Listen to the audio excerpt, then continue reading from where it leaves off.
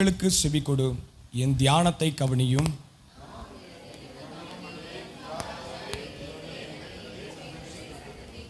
கர்த்தாவே, காலையிலே என் சத்தத்தை கேட்டருளுவீர். காலையிலே உமக்கு நேராக வந்து ஆயத்தமாகி காத்திருப்பேன். வீம்புக்காரர் உம்முடைய கண்களுக்கு முன்பாக நிலை நிற்க மாட்டார்கள். அக்கிரமக்காரர் யாவரையும் வெறுக்கிறீர்.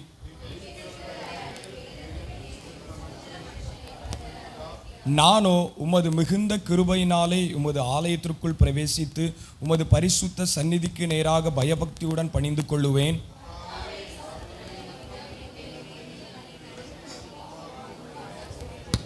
அவர்கள் வாயில் உண்மையில்லை, அவர்கள் உள்ளம் கேடுபாடுள்ளது. அவர்கள் தொண்டை திறக்கப்பட்ட பிரேதக்குழி, தங்கள் நாவினால் இச்சகம் பேசுகிறார்கள்.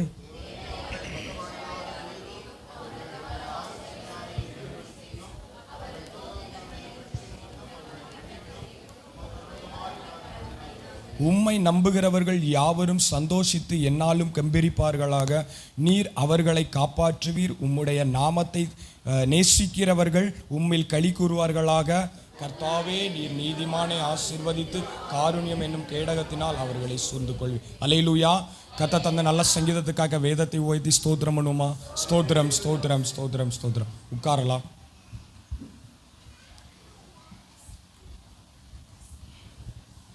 தாவீது ராஜா எழுதின இந்த சங்கீதத்திலிருந்து நாம் நம்மளுடைய வாழ்க்கைக்கு தேவையான ஒரு காரியத்தை இந்த சங்கீதத்தின் மூலமாய் பார்க்க முடியும். பாருங்க, தாவீது ராஜா துன்மார்க்கனையும் தன்னையும் குறித்து இந்த இடத்துல வேறு பிரித்து அவர் காண்பிக்கிறார்.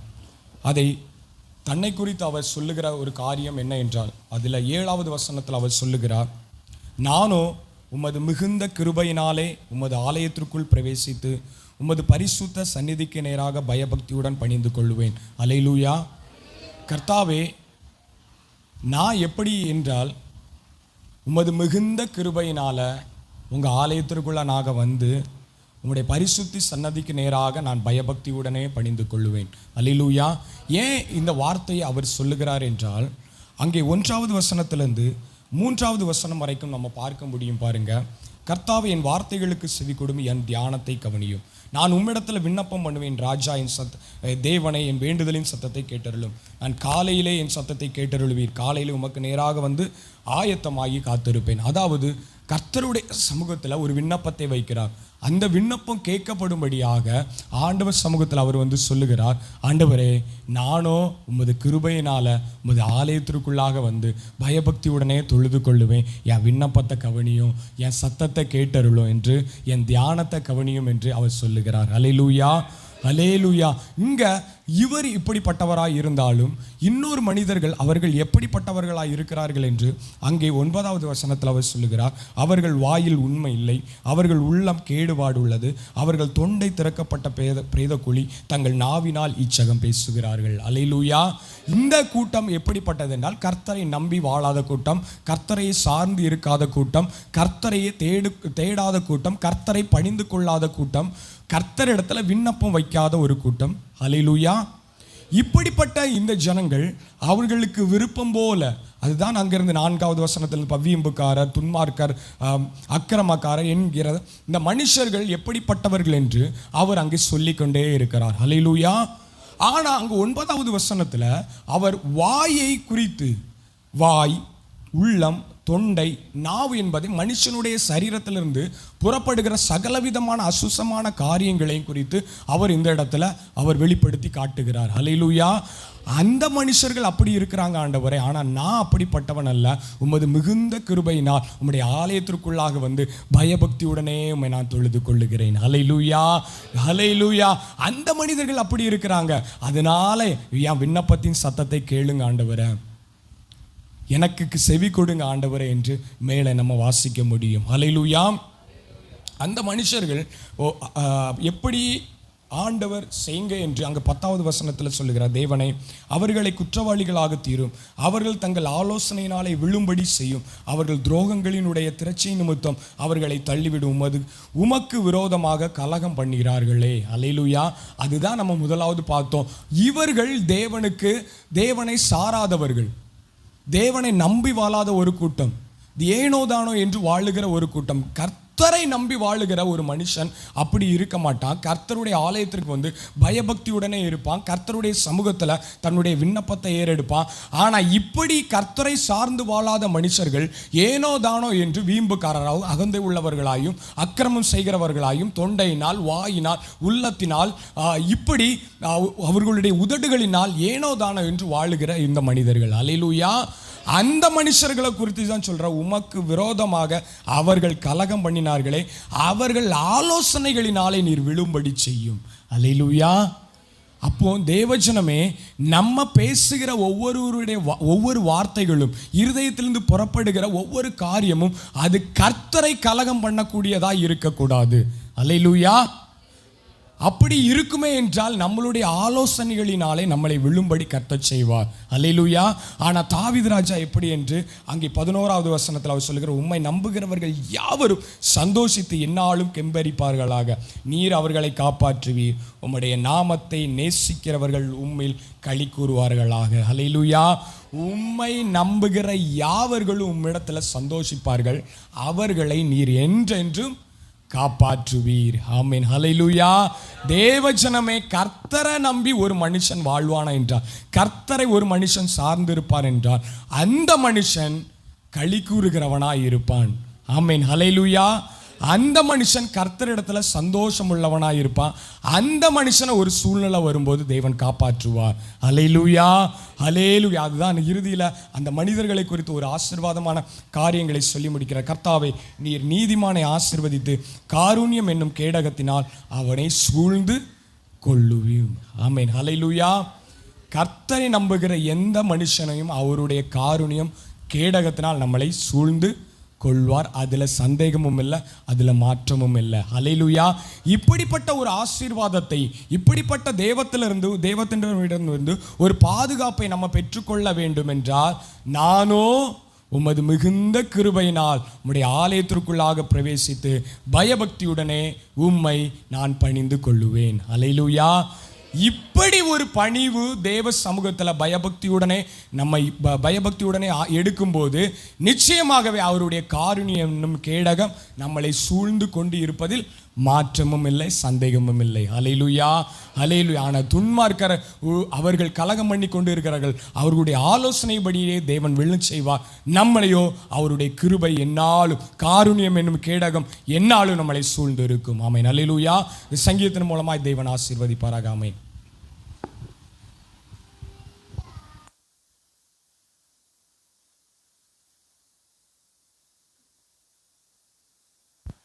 நல்ல சங்கீதத்துக்காய் கர்த்தரை ஸ்தோத்திரம் பண்ணுவோமா? அப்படியே நாம் எழுந்து நின்று ஒரு பாடலை பாடுகின்ற பொழுது ஆண்டவருடைய நாமத்திற்கு மகிமையாக காணிக்கை செய்கிறோம்.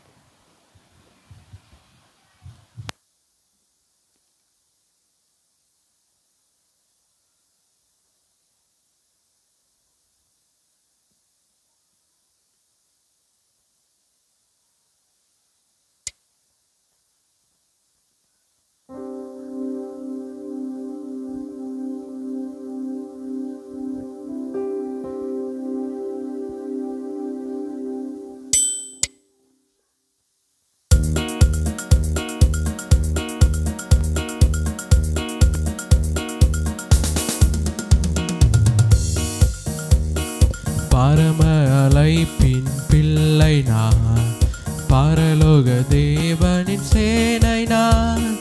பரம அழைப்பின் பிள்ளை நான், பரலோக தேவனின் சேனை நான். ஒன்றாக கூடுவோம், அவர் நாமம் பாடுவோம், துதியாலே மகிழ்ந்து முன்னேறி செல்வோம். ஒன்றாக கூடுவோம், அவர் நாமம் பாடுவோம், துதியாலே மகிழ்ந்து முன்னேறி செல்வோம். ஜாய் ரே ஜாய் ரே ஜாய் ரே ஜாய் ரே ஜாய் ரே ஜாய் ரே ஜாய் ரே ஜாய் ரே ஜாய் ரே ஜாய் ரே ஜாய் ரே ஜாய் ரே. காற்றும் கடலும் என்னை சூழ்ந்து என் படகினை கவிழ்க்க முயன்ற போதும்,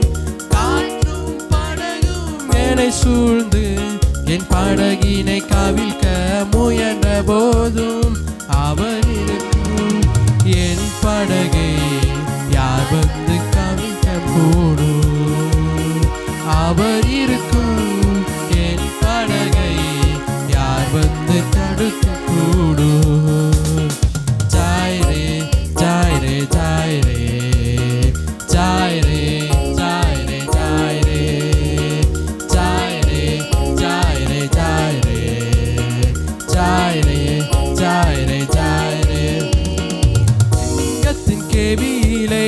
போட்டு மரணம் தான் முடிவென்று எழுதினாலும் சிங்கத்தின் கெபியிலே என்னை போட்டு மரணம் தான் முடிவென்று எழுதினாலும் அவர் என் கதையை யார் வந்து தடுக்க கூடும்?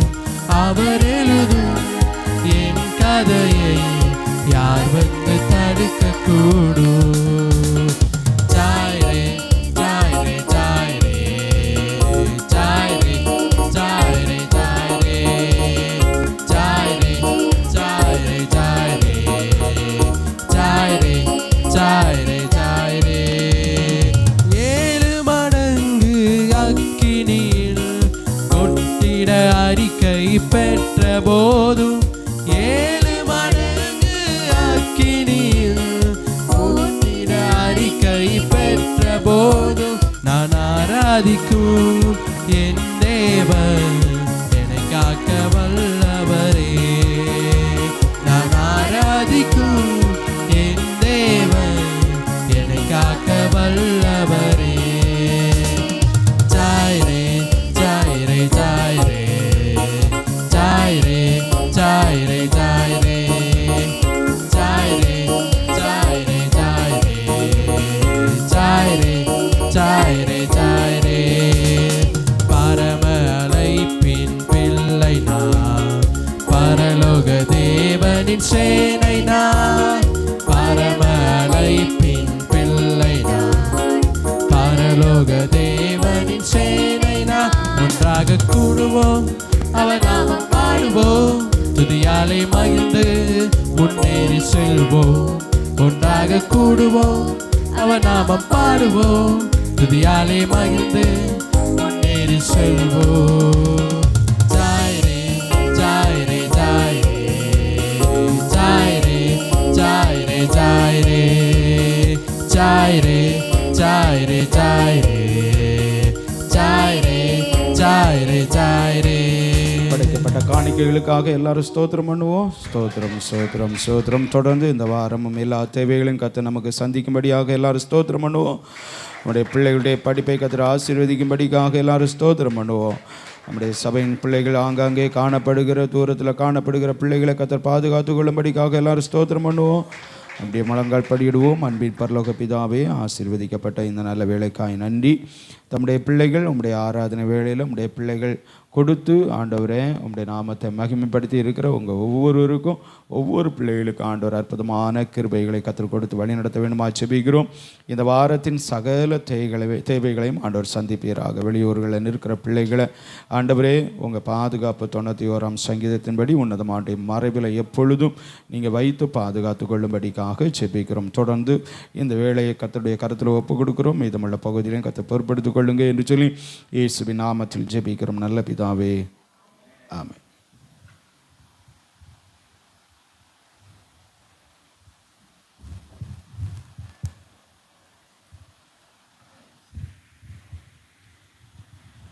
தொடர்ந்து கடந்த வார செய்தியின் சுருக்கத்தை இப்பொழுது பூர்மி நமக்காக சொல்லும்.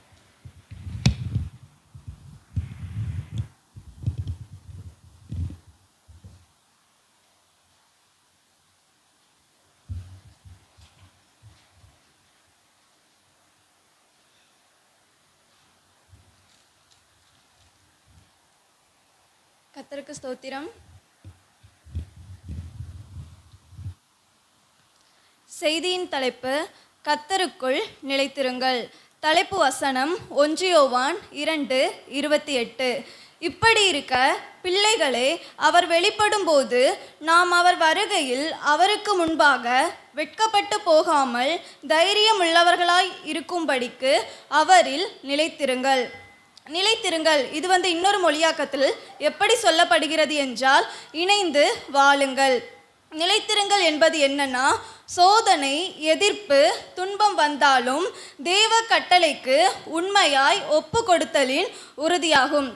எக்ஸாம்பிளாக ஒரு திருமணத்தில் கணவனும் மனைவியும் ஒரு உடன்படிக்கை பண்ணுவாங்க. அது என்னன்னா, உயர்வானாலும் தாழ்வானாலும் துன்பமானாலும் இன்பமானாலும் உங்களுக்குள்ளே நிலைத்திருப்பேன் என்று ஒரு உடன்படிக்கை பண்ணுவார்கள். இதே போல தான் நாமும் கர்த்தருக்குள்ளே இரட்சிப்பில் கடந்து வரும்போதும் ஞானஸ்தானம் பெறும்போதும் அபிஷேகம் பெற்ற போதும் தேவனுக்குள்ளே ஒரு உடன்படிக்கை பண்ணுவோம். அது என்னவென்றால், நான் கர்த்தருக்குள்ளே நிலைத்திருப்பேன் என்று உடன்படிக்கை பண்ணுவோம். ஆனால் இந்த நாட்களில் இதிலே நாம் நிலைத்திருக்கிறோமா? தேவனுக்குள்ளே இணைந்து வாழ்கிற உறவில் நாம் இருக்கிறோமா என்பதை இதை பற்றி நாம் பார்க்க போகிறோம்.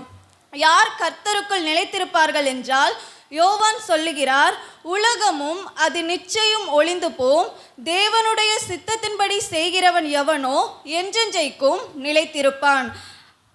அவன்தான் கர்த்தருடைய வருகையில் அவரோடு கூட எடுத்துக்கொள்ளப்படுவான். நாம் எதற்காக நிலைத்திருக்க வேண்டுமென்றால், அவருடைய வருகையில் எடுத்துக்கொள்ளப்படுவதற்காக அவருக்குள்ளே நிலைத்திருக்க வேண்டும். நிலைத்திருங்கள். இந்த செய்தியின் தலைப்பை வைத்து ஒரு 3 பகுதிகளை நாம் பார்க்க போகிறோம்.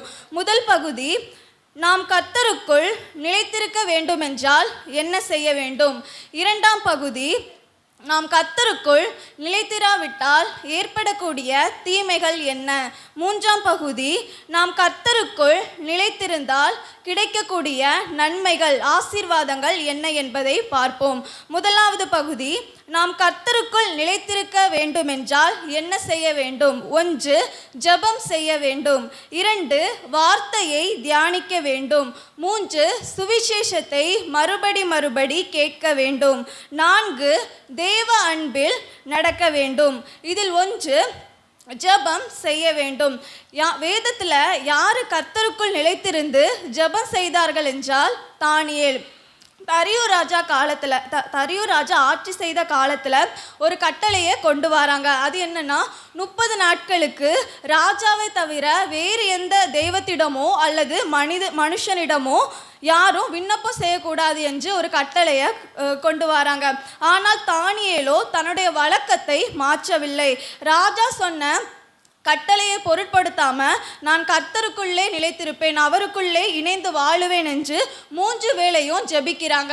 இதை பார்த்த அதிகாரிகள் ராஜாவிடத்தில் சொல்லி தானியேலை சிங்கக்கபியில் போடுறாங்க. ஆனால் தானியேலை தேவன் சிங்கத்திற்கு ஒப்பு கொடுக்கவில்லை. காரணம், தானியேல் கர்த்தருக்குள் நிலைத்திருந்தான், ஜெபத்தை விட்டு விடவில்லை, தேவ உறவை விட்டு மாறவில்லை. நம்முடைய வாழ்க்கையிலையும் எவ்வளவு பிரச்சனைகள் வந்தாலும் நாம் ஜெபத்தை விட்டுவிடக்கூடாது. இரண்டாவது, வார்த்தையை தியானிக்க வேண்டும். சில மனிதர்களை நம்ம பார்க்கிறோம், அவங்க நல்லா ஜெபிப்பாங்க, ஆனால் வார்த்தையை தியானிக்க மாட்டாங்க. வேத வசனத்தை அவங்க அதன்படி அவங்க நடக்க மாட்டாங்க. ஆனால் யார் வார்த்தையில் ஆனால் நம்ம நீதிமொழிகளில் பார்க்கிறோம், வார்த்தையில் வேதத்தை கேளாதபடிக்கு தன்னுடைய செவியை விளக்குவருடைய ஜெபம் அருவருப்பாக இருக்கிறது. வார்த்தையை தியானிக்கக்கூடியவருடைய ஜெபம் தான் தேவ சமூகத்தில் கேட்கப்படுகிறது. மூன்றாவது, சுவிசேஷத்தை மறுபடி கேட்க வேண்டும். சுவிசேஷம் என்றால் என்ன? இயேசு நமக்காக பரலோகத்தை விட்டு நமக்காக பாடுகளை அனுபவித்தார், நமக்காக அவமானப்பட்டார், நமக்காக துன்பப்பட்டார், நமக்காக அடிக்கப்பட்டார், நமக்காக சிலுவையில் தொங்கினார், அடக்கம் பண்ணப்பட்டார், உயிர் தெழுந்தார். இதுதான் சுவிசேஷம்.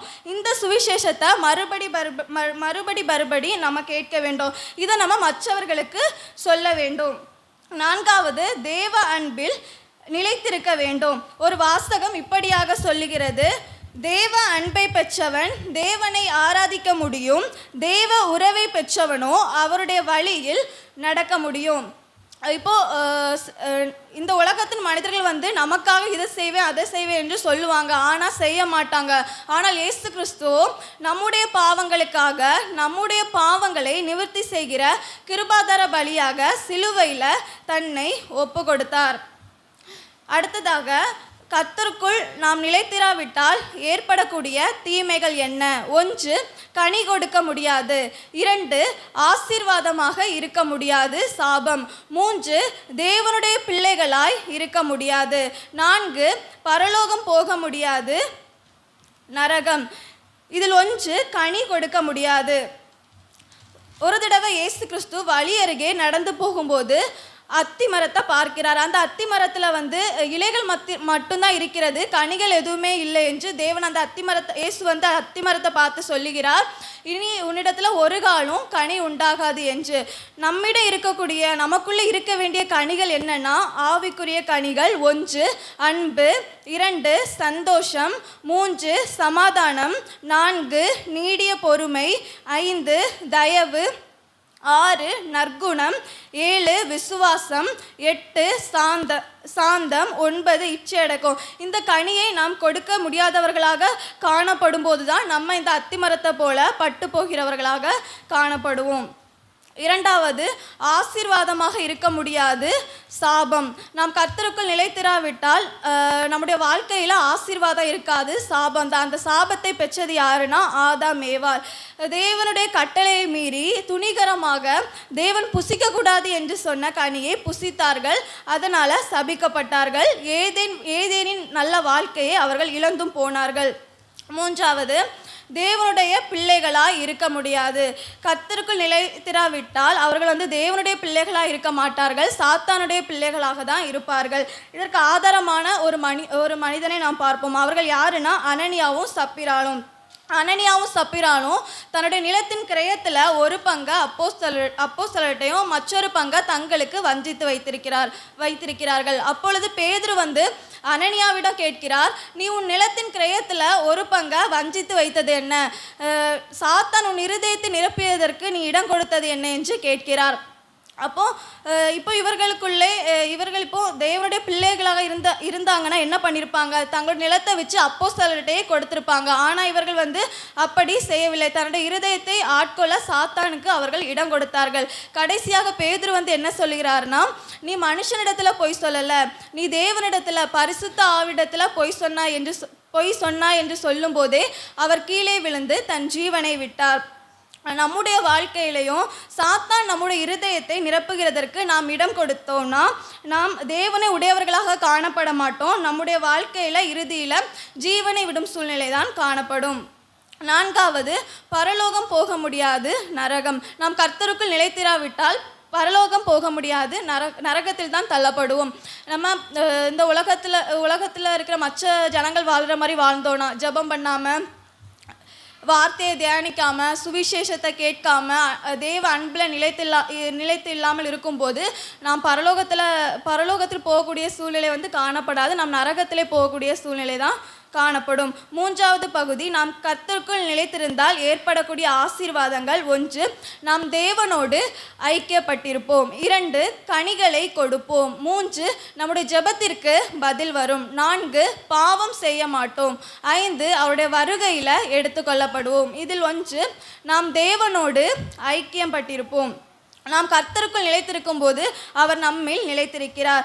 2வது, மிகுந்த கனிகளை கொடுப்போம். முதலாக தேவன் வந்து சவுலை ராஜாவாக அபிஷேகம் பண்ணினார். ஆனால் தேவன் எதிர்பார்த்த கனி வந்து சவுல்ட இல்லாததுனால அவர் கோலியாத்தை முறியடிக்க முடியவில்லை. இப்போ யார் வராங்கன்னா, தாவீதின் மூலமாக தேவன் அந்த காரியத்தை செய்கிறார். இங்கே தேவன் எதிர்பார்த்த கனி வந்து சவுலிடம் இல்லாததுனால அங்கே இன்னொருவர் மூலமாக தேவன் அந்த காரியத்தை செய்கிறார். நம்முடைய வாழ்க்கையிலையும் இப்படிப்பட்ட சூழ்நிலை ஏற்படக்கூடாது என்றால் நாம் கர்த்தருக்குள் நிலைத்திருக்க வேண்டும். அப்படி நாம் நிலைத்திருக்கும் போது தான் மிகுந்த கனிகளை கொடுப்போம். 3 நம்முடைய ஜெபத்திற்கு பதில் வரும். நாம் கர்த்தருக்குள் நிலைத்திருந்தால் நாம் கேட்டுக்கொள்கிறது எதுவோ அது தேவனுடைய சித்தத்தின்படி நாம் கேட்கும்போது அந்த ஜெபத்திற்கு பதில் கிடைக்கும். 4வது, நாம் பாவம் செய்ய மாட்டோம். கர்த்தருக்குள் நிலைத்திருக்கிறவர்கள் பாவம் செய்ய மாட்டார்கள். ஏன் பாவம் செய்ய மாட்டார்கள்னா, தேவனோடு இணைந்து வாழும்போது தேவன் வந்து இந்த பாவத்தை குறித்து அவர்களுக்கு உணர்த்துவார். இதனால் அவர்கள் வந்து பாவம் செய்ய மாட்டார்கள், அந்த பாவம் அவர்களை பின்தொடராது. 5 அவருடைய வருகையில் எடுத்துக்கொள்ளப்படுவோம். அவருடைய வருகையில் அவரோடு கூட எடுத்துக்கொள்ளப்பட வேண்டும் என்றால் நாம் அவரில் நிலைத்திருக்கும் போது நாம் அவருடைய வருகையில் அவரோடு கூட எடுத்துக்கொள்ளப்படுவோம். இந்த வார்த்தையை நாம் விட்டுவிடாமல் கர்த்தருக்குள்ளே நிலைத்திருக்கும் போது நாம் அவருடைய வருகையில் எடுத்துக்கொள்ளப்படுவோம். ஆமென்.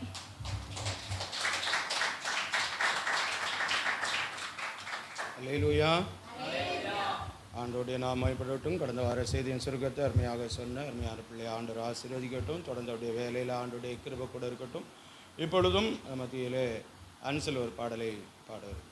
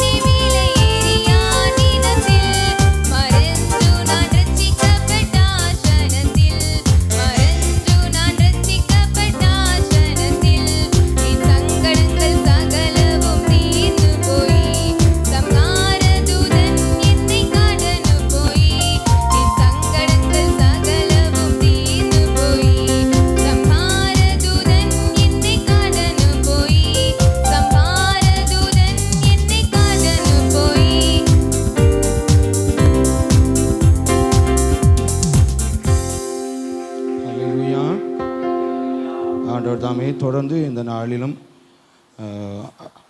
ஆன்சல் மறுபடியுமாக படிப்பிற்காக சென்னை கடந்து போகிற யாத்திரைகளில் ஆண்டோடைய தயவும் சமூகமும் கூட இருக்கும்படியாக எல்லாரும் ஸ்தோத்திரம் பண்ணுவோம். தொடர்ந்து படிக்கிற அவளுடைய படிப்பிலே ஆண்டவராகிய தேவன் தொடர்ந்து நல்ல ஞானம், புத்தி, ஞாபக சக்தி ஆண்டவர் கொடுத்து அந்த இடத்துல எல்லாருடைய கண்களில் தயவு கிடைக்க பண்ணும்படிக்காக எல்லாரும் ஸ்தோத்திரம் பண்ணுவோம்.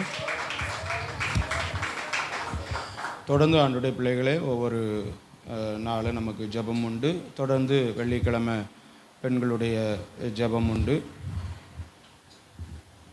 ஆண்டவர் தாமே எல்லாவற்றையும் சிறப்பாக நடத்தி கொண்டு இருக்கிறார். தொடர்ந்து இதற்காக நம்ம ஜெபித்துக் கொள்வோம். விசேஷமாக இன்றைக்கி நமக்கு லைவு இல்லை, அது ரெக்கார்டிங் தான் பண்ணப்பட்டுருக்குது. என்னென்னா அந்த கனெக்டிங் முடிஞ்சிட்டு. அதனால் எதுக்கு சொல்கிறேன்னா, இது ஒரு வேளை வீடியோ அந்த இதில் நீங்கள் பார்க்க முடியும், லைவில் பார்க்க முடியாது, பின்னாடி அப்லோட் பண்ணி தான் அது பண்ண முடியும். ஆண்டுடைய பிள்ளைகள் யாவரும் ஜெபித்துக் கொள்ளுங்கள். தொடர்ந்து ஆண்டுடைய பிள்ளைகள் கர்த்தருடைய வார்த்தையை நம்ம கேட்க போகிறோம். நம்ம ஏற்கனவே பறவைகளை கவனித்து பாருங்கள் என்று சொன்ன இயேசு கிறிஸ்து அந்த பறவைகளை ஏன் கவனித்து பார்க்க சொல்லுகிறார் அப்படிங்கிறதற்கு, பறவைகள் தான் நேற்றும் இன்றும் என்றும் மாறாதவைகளாக இருக்கிறது. மனிதர்கள் நேற்று இருந்தது போல் இன்று இல்லை, இன்று இருப்பது போல் நாளை இல்லை. ஆண்டுடைய பிள்ளைகளை இந்த நாளிலும் நாம் பறவைகளைப் போல ஆண்டவராகிய இயேசு கிறிஸ்து நேற்றும் என்றும் மாறாதவராக இருக்கிறார். அவரைப் போலவே பறவையும் அதனுடைய குணங்களும் சுபாவமும் மாறாதவைகளாக காணப்படுகிறது. அதுபோல நாமும் காணப்பட வேண்டும் என்பதற்காக இந்த பறவையை வைத்து வேதத்திலிருந்து நம்ம தியானித்து வருகிறோம். முதலாவது காகத்தை நம்ம தியானித்தோம். இரண்டாவதாக கழுகை பற்றி, அதனுடைய குணத்தை பற்றி நம்ம தியானித்தோம். மூன்றாவதாக புறாவை பற்றி தியானித்து வருகிறோம். சார்ஜ் இருக்கா? அது என்னமா 50 இருக்கா? சரி, அந்த ஜெனரேட்டரை மாற்ற முடியுமா? ஒன்று மாற்றி விட்டு. ஆண்டோடைய பிள்ளைகளே, பறவையை பற்றி நம்ம பார்க்கிறோம். இப்பொழுது நம்ம புறாவினுடைய குணத்தை பற்றி நம்ம பார்த்து வருகிறோம். ஒவ்வொருவரும் நம்ம செய்திகளை கேட்கிறோம். அந்த செய்திகளுக்கு ஏற்ற பிரகாரமாக நாம் என்ன செய்ய வேண்டும்? நம்முடைய ஆவிக்குரிய வாழ்க்கையை கொண்டு செல்ல வேண்டும். இந்த சர்ச்சை ஆராதனை தொடங்கினதிலிருந்து நான் எண்ணியாச்சு, கிட்டத்தட்ட 30 முறைக்கு மேலே பெய்யாச்சு. இனி எப்படி இருந்தாச்சுன்னா வெளியில தான் நிற்க வேண்டியதான். புரிந்து விடுங்க. ஏற்கனவே பார்க்குறீங்கல்ல, பிள்ளைகளை நடத்தாம எந்த லெவலில் இருக்குன்னு பார்க்குறீங்கல்ல, சரியா நடத்தாம.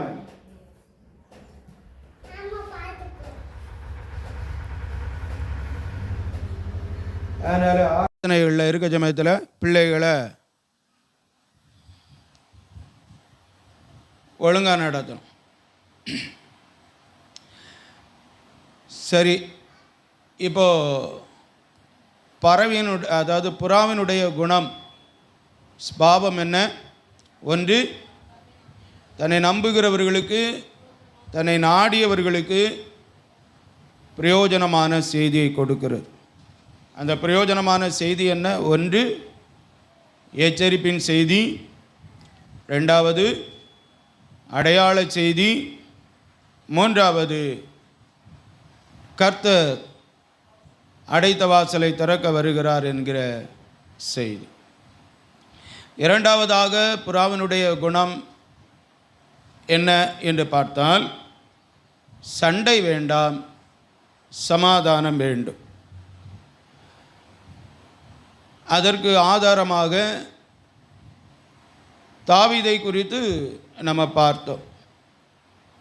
தாவீது தான் சொல்லுகிறார், சண்டை வேண்டாம், சமாதானம் வேண்டும். ஏன்னா, எனக்கு புறாவை போல சிறகுகள் இருந்தால் நான் பறந்து போய் இளைப்பார்வேன். அப்போ புறாவுக்கு இருக்கிற குணம் ஸ்பாவம் என்னன்னா, சண்டையிடுவதற்கு அதற்கு விருப்பம் இல்லை. பிரச்சனையில் சமாதானமாக வாழுவோம் அப்படிங்கிற ஒரு எண்ணத்தோடு அது என்ன செய்கிறதுனா ஓய்வு எடுத்து கொள்ளக்கூடியதாக இருக்கிறது. மூன்றாவதாக இந்த புறாவினுடைய குணம் என்னன்னா, ஒரு சிறப்பு வாய்ந்த குணமாக அது இருக்கிறது. அதை பற்றி நம்ம தியானிக்க போகிறோம். உன்னத பாட்டின் புஸ்தகம் 2ஆம் அதிகாரம் 14ஆம் வசனம்.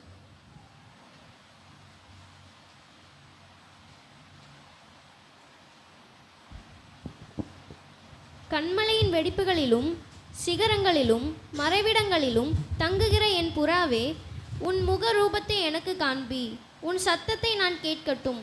உன் சத்தம் இன்பமும் உன் முகரூபம் அழகுமாயிருக்கிறதென்றார்.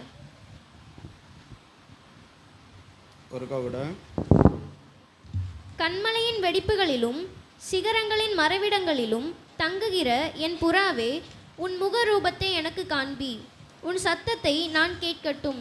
உன் சத்தம் இன்பமும் உன் முகரூபம் அழகுமாயிருக்கிறதென்றார். என் புறாவே, நீ கன்மலையின் வெடிப்புகளிலும் மலைகளின் மறைவிடங்களிலும் மறைந்துள்ளாய். புறா பாறை பிளவுகளில் இருப்பவளே, குன்றின் வெடிப்புகளிலும் இருக்கும் என் புறாவே. புறாவினுடைய மூன்றாவது குணமாக வேதத்திலிருந்து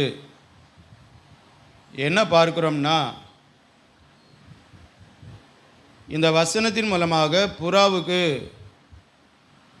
இருக்கிற குணம் உயர்ந்த இடத்தில் பாதுகாப்பான நிலையில் தங்கக்கூடிய ஒரு குணமுடை. புறாவினுடைய மூன்றாவது குணம் என்ன? புறாவானது உயர்ந்த இடத்தில் மறைந்து வாழும் குணமுடையது.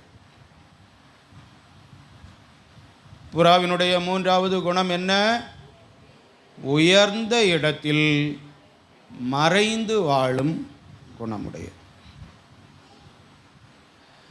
நம்ம எல்லாரும் உயர்ந்த ஒரு இடத்துல இருப்போம்னா நம்ம மறைந்து இருப்போமா, இல்லைன்னா எல்லாரும் பார்க்கும்படியாக இருப்போமா? புறா என்ன செய்கிறதுனால் உயர்ந்த இடத்துல இருக்குமா, அதான் கன்மலை.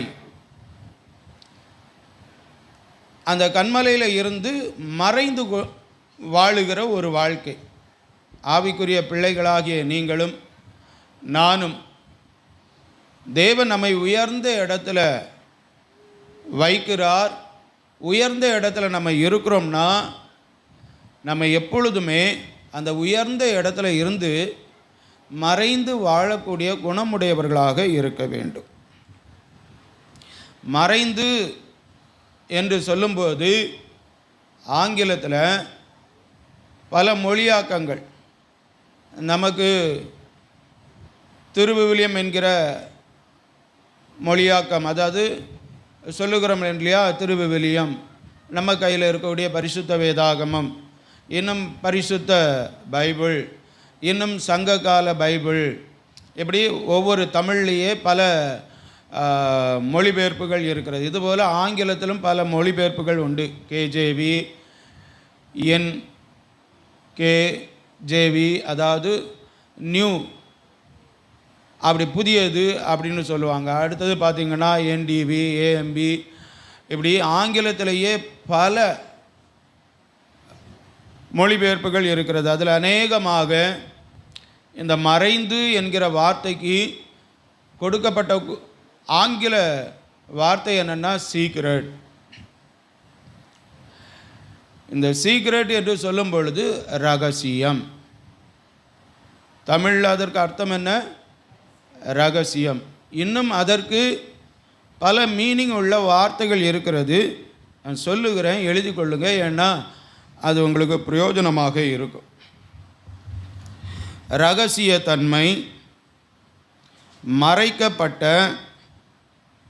வெளிப்படுத்தப்படாத, காட்டக்கூடாத, கண் பார்வையில் படாத, பிறர் அறியாது நடத்தப்படுகிற அடக்கமான, வாய் பேசாத. ஒருக்க கூட சொல்கிறேன், ரகசியம் என்கிற இந்த வார்த்தைக்கு இன்னும் பல மீனிங் உள்ள வார்த்தைகள் இருக்கிறது தமிழில். ரகசியத்தன்மை, மறைக்கப்பட்ட, வெளிப்படுத்தப்படாத, காட்டக்கூடாத, கண் பார்வையில் படாத, பிறர் அறியாது நடத்தப்படுகிற அடக்கமான, வாய் பேசாத. உயர்ந்த இடத்துல இருக்கக்கூடிய புறா அது மறைந்து வாழ்கிறதாம். அப்படின்னா ரகசியமாக இருக்கிறதாம். யாருடைய கண்ணிலும் படாமல், தன்னை வெளியே காட்டக்கூடாதபடிக்கு, தன்னை மற்றவர்களுக்கு வெளிப்படுத்தக்கூடாதபடிக்கு தன்னை மறைத்து அடக்கமாக இருக்கிற உயர்ந்த இடத்துல வாய் பேசாது, அப்படிப்பட்ட ஒரு குணமுடையதாக இருக்கிறது. நம்ம உயர்ந்த இடத்துல இருக்கிறோம்னா நம்ம எல்லாரும் தெரியணும், எல்லாரும் பார்க்கப்படணும், எல்லாரும் நம்மை அவங்க கண்கள் முழுவதாக இருக்கும்படியாக நம்ம இருக்கணும், நம்ம உயர்ந்தவர்களாக அவர்களிடத்தில் காட்டணும், நம்ம பெரிய திறமையான பேச்சாள் என்று சொல்லி அவர்கள் அறியணும் சொல்லிக்கிட்டு நம்ம என்ன செய்வோம்? உயர்ந்த இடத்துல இருந்துக்கிட்டு நம்மை நாமே வெளிப்படுத்திக்கிட்டு இருப்போம். ஆனால் புறா என்ன செய்கிறது? உயர்ந்த இடத்துல இருந்துக்கிட்டு அது மறைந்து ரகசியமாக அடக்கமாக தன்னை யாருக்கும் காட்டாதபடிக்கு, பேசாதபடிக்கு அது இருக்கிறதாம். இதுதான் ஒரு ஆவிக்குரிய பிள்ளையினுடைய குணமாக இருக்க வேண்டும் என்பதை இந்த புறா ஒவ்வொரு விசுவாசிகளுக்கும் கற்றுக் கொடுத்து கொண்டே இருக்கிறது. எங்க இருந்தாலும் நான் இருக்கிறேங்கிறது மற்றவர்களுக்கு என்ன செய்யக்கூடாது? தெரியக்கூடாது. இதுதான் ஒரு அமைதியான இருக்கிற இடத்துல யாரும் நம்மை அறியாத ஒரு நிலையில் வாழக்கூடிய குணம் உள்ளதாக காணப்பட வேண்டும். இன்னைக்கு அப்படி இருக்கிறோமா? சபையில் இருக்கிற நீங்கள், சபையில் இருக்கக்கூடிய பிள்ளைகள் அப்படி இருக்கிறார்களா? சபையில் நான் இருக்கிறேன் என்று சொல்லி மற்றவர்களுக்கு தெரிய வேண்டும்.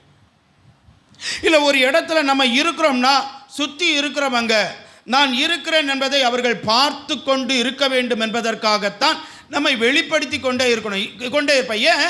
உயர்ந்த இடத்துல இருக்கிறதற்கு, மற்றவர்கள் பார்த்து பெருமையாக அவர்கள் நம்மை உயர்வாக பேச வேண்டும் என்கிற ஒரு எண்ணத்தோடு நம்மை வெளிப்படுத்தி கொண்டே, காட்டிக்கொண்டே நடப்போம், பேசிக்கொண்டே தெரிவோம். உயர்ந்த இடத்துல ஒரு வேலை செய்கிறோம்னா, இப்போ எடுத்துக்காட்டுக்கு கலெக்டர் ஆஃபீஸில் அவன் பியூனாக இருப்பான். கலெக்டர் ஆஃபீஸில் அவன் பியூனு.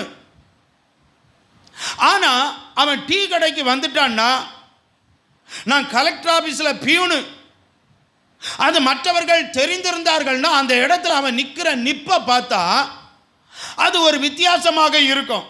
மக்கள் சொல்லுவான், அவன் கலெக்டர் ஆஃபீஸில் பியூனாக இருக்கிறான், காரியத்தை சொன்னாங்க நடக்கும். அப்போ அவன் அந்த இடத்துல என்ன செய்வான்னா, மக்களுக்கு முன்பதாக தன்னை எப்படியோ பெரிதாக காணித்து கொண்டிருப்பான். இது எல்லா இடத்திலையும் நடக்கக்கூடிய.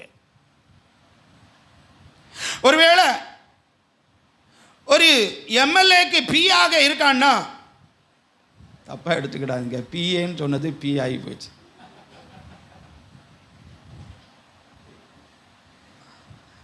எம்எல்ஏக்கு பிஏ அவன் எப்படி இருப்பான்? கிராமத்தில், ஊருக்குள்ள, பஞ்சாயத்துக்குள்ள, அந்த எம்எல்ஏ தொகுதிக்குள்ள அவன் தன்னை மற்றவர்களுக்கு காண்பித்து கொண்டே தான் இருப்பான். அவன் எப்பொழுதும் பேசிக்கொண்டே தான் இருப்பான். ஏன்? உயர்ந்த ஒரு மனிதனுக்கு பின்னாடி இருக்கிறேன். எம்பி ஆகட்டும், அமைச்சராகட்டும், முதலமைச்சருடைய பிஏயாக இருக்கட்டும், யாராக இருந்தாலும் அவர்கள் இருக்கிற இடத்தை அவர்கள் மற்றவர்கள் அறிய வேண்டும் என்பதற்காக, அவர்களுடைய அந்த திறமையை மற்றவர்கள் அறிந்து கொள்ள வேண்டும் என்பதற்காக அவர்கள் என்ன செய்வாங்கன்னா வெளியே காட்டிக்கிட்டே இருப்பாங்க, மனுஷர் கண்களில் பட்டுக்கிட்டே இருப்பாங்க. அவங்க என்ன செய்வாங்கன்னா அப்படி அடக்கம் இல்லாமல் மேன்மையாய் தன்னை வெளிப்படுத்தி பேசிக்கொண்டே இருப்பாங்க. ஒரு தேவ பிள்ளை எப்படி இருப்பான்னா, மேன்மையான இடம் எது தெரியுமா? தேவ சமூகம். அந்த தேவ சமூகத்தில் அவன் எப்படி இருப்பான் தெரியுமா? புறாவை போல தான் இருக்கிறேன் என்பதை மற்றவர்கள் அறியக்கூடாது என்கிற ஒரு நிலையில் இருக்கக்கூடியவன் தான் உண்மையான ஒரு தேவ பிள்ளை, உண்மையான ஆவிக்குரிய ஒரு வாழ்க்கை வாழக்கூடிய பிள்ளை. ஏன் இந்த சபைகளில் இருக்க முடியல? ஏன் நான் வந்து இருந்துகிட்டு எப்பொழுதும் வெளியே காட்டிக்கிட்டே இருக்கிறது? எந்த இடத்திலும் நான் இருக்கிறேன் என்பதை மற்றவர்கள் அறிந்து கொள்ள வேண்டும் என்பதற்காக செயல்பாடுகள், பேச்சுகள், பார்வைகள், அதனால தான் இருக்க முடியும். ஆனால் ஒரு தேவ பிள்ளை இருக்கிற இடம் தெரியாமல் வாழ்வேன்னா உனக்கு இந்த சபை பாதுகாப்பாக இருக்கும் என்பதில் சந்தேகமே கிடையாது. அல்லேலூயா, அல்லேலூயா. நிறைய சொல்லலாம். சொன்னது புரிஞ்சுக்கிட்டீங்களா? புறா என்ன செய்யுது? ரகசியமாக உயர்ந்த இடத்துல இருந்துக்கிட்டு கொக்கரோ கொக்கரோ கொக்கரோ இந்த சேவல் கடந்துக்கிட்டு கொக்கிட்டு கிடக்குமா? இருக்கிறது எங்க? தென்னை மரத்துக்கு மூட்டுக்க, மாங்காய் மரத்துக்கு மூட்டுக்க இருந்துட்டு கொக்கர கொக்கர கொக்கர கொக்கர கொக்கர.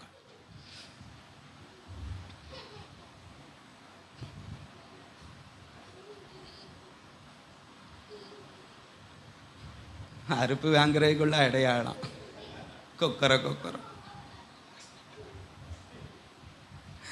அவன் சிரிக்கிறதுக்கு காரணம் இருக்குது. இதாங்க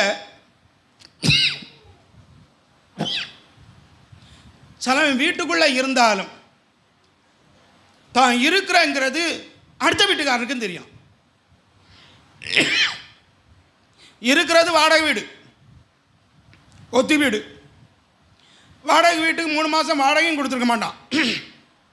ஆனால் அவன் இருக்கிறது எல்லாவனுக்கும் தெரியும். பேச்சு, வாய் இருக்கு பார்த்தியாளா? இந்த வாய் உயர்ந்த இடத்துல இருக்கக்கூடியவன் என்ன செய்வான்னா வாய்க்கு பூட்டு போட்டுருவான். அல்லேலூயா, அல்லேலூயா. இது வீட்டுக்குள்ளே பூட்டு போட்டு பழகினா தானே சபைக்குள்ளே பூட்டு போட்டு இருக்க முடியும். சபைக்குள்ளே பூட்டு போட்டு இருக்கிறதுனால தானே வெளியில் போய் அமைதியாக இருக்க முடியும். ஏமா, புறாவுக்கு இருக்கிற குணம் உயர்ந்த இடத்துல மறைந்து வாழுகிறது. ஒரு தேவ பிள்ளை சபைக்குள் இருக்கிறார்கள் என்றால் சபையில் தேவனுக்கும் அவர்களுக்கும் தெரியும்படியாக மற்றவர்களுக்கு தெரியாதபடி மறைந்திருக்கக்கூடிய குணமுடையவர்களாக வீட்டுக்குள்ளேயும் ஒரு தேவ பிள்ளை எப்படி இருப்பான்னா அவன் மற்றவர்களுக்கு தெரியாமல் மறைந்து வாழக்கூடிய, கணவனுக்கு தெரியாம, பிள்ளைகளுக்கு தெரியாம ஏதோ ஒரு விதத்தில் மறைந்து வாழக்கூடிய மகளாக, மகனாக இருக்கக்கூடியவன் தான் ஒரு ஆவிக்குரிய குணமுடைய மகன். சரி, இதை விளக்கிக்கிட்டே இருந்தால் நேரம் போயிடும். ஒரு காரியத்தை சொல்கிறேன். சிலருக்கு என்னன்னா எந்த இடத்திலும் அவன் நிற்கிறான்ங்கிறது நமக்கு தெரியும். ஏன்னா அவன் சத்தம் கேட்டுக்கிட்டே இருக்கும். அது வேலை இடமா இருந்தாலும் சரிதான், எந்த இடமாக இருந்தாலும் சரிதான்,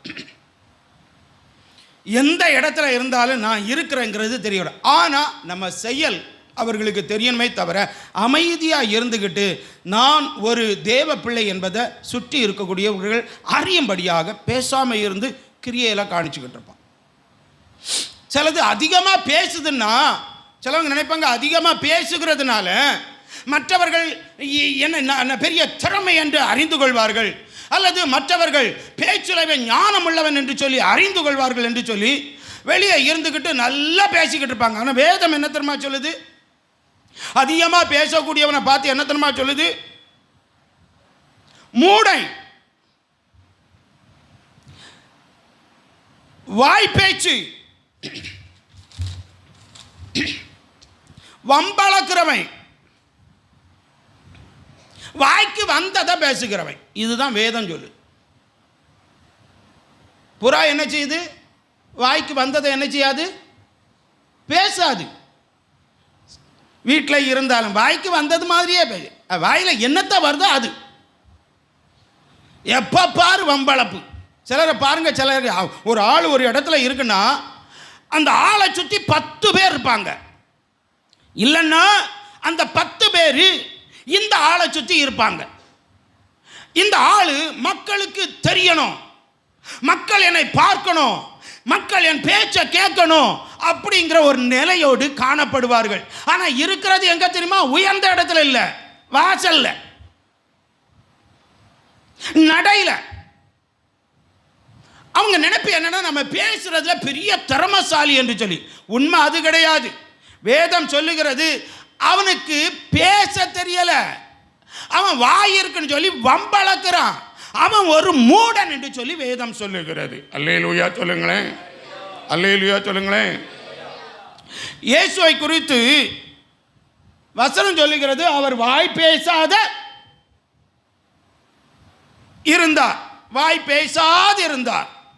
ஒரு நல்ல தேவ பிள்ளை புறாவை போல இருக்கிற இடத்துல பேசாமல் மறைந்து செயல்படக்கூடியதாக இருக்கிறது. அல்லேலூயா. நீதிமொழிகளில் 2 வசனம் இருக்கிறது, வாசிக்கிறீங்களா? நீதிமொழிகள் 11:13, இன்னொன்று நீதிமொழிகள் 20:19. புறங்கூறி திரிகிறவன் ரகசியத்தை வெளிப்படுத்துகிறான், ஆவியில் உண்மையுள்ளவனோ காரியத்தை அடக்குகிறான். 20:19. தூற்றிக்கொண்டு திரிகிறவன் ரகசியங்களை வெளிப்படுத்துவான், ஆதலால் தன் உதடுகளினால் அலம்புகிறவனோடே களவாதே. இந்த 2 வசனத்துல என்ன வருது தெரியுமா? ரகசியம் வெளியே வருகிறது. அப்ப அதிகமாய் பேசும் பொழுது உனக்குள்ளே மறைந்து கிடக்கக்கூடிய ரகசியம் உன்னை அறியாமலே வெளியே வருகிறது. அதிகமாய் பேசும் பொழுது உன் மனைவியை பற்றிய உனக்குள்ளே இருக்கக்கூடிய ரகசியம் அது வெளியே வருகிறது. உன் கணவனை குறித்த ரகசியம் அது வெளியே வருகிறது. உன் பிள்ளைகளை குறித்த ரகசியம் அது வெளியே வருகிறது. நீ பேச பேச பேச உன் வீட்டுக்குள்ள காணப்படுகிற ரகசியம் வெளி உலகத்துக்கு தெரிகிறது. அதனால நீ பேசுகிறத குறை, நீ புறாவை போல மாறு. நீ பேசுவேன்னா வேதம் சொல்லுகிறது நீ வம்பளக்கிறவன், நீ வாய்க்கு வந்தது மாதிரி பேசுகிறவன், உன்னை பத்தி புகழாது. நீ யார் தெரியுமா? ஒரு வாயாடி. அல்லேலூயா, அல்லேலூயா, அல்லேலூயா. இருக்கிறது கீழே, ஆனா வாய் பேசுறது அவ்வளவுமே தான் ஒரு ஞானி, தான் ஒரு திறமை என்று. உண்மை வேதம் என்ன சொல்லுகிறது? நீ ஒரு மூடன் என்று சொல்லுகிறது. பேசாதிருந்தால் மூடனும் ஞானி என்று எண்ணப்படுவானாம். ஆண்டுடைய பிள்ளைகளே, புறாவை போல பேசாம இரு, உன்னை ஞானவான் என்று சொல்லி வெளி உலகம் சொல்லும் என்பதில் சந்தேகமே கிடையாது. அல்லேலூயா, அல்லேலூயா. அப்போ பேசி பேசி கடைசி என்னத்தை தான் வரும்? என்னத்தை தான் வரும்? உன் வீட்டு ரகசியம்தான் வெளியே வரும். மறைத்து வைக்கக்கூடியதெல்லாம் வெளியே வந்துடும்.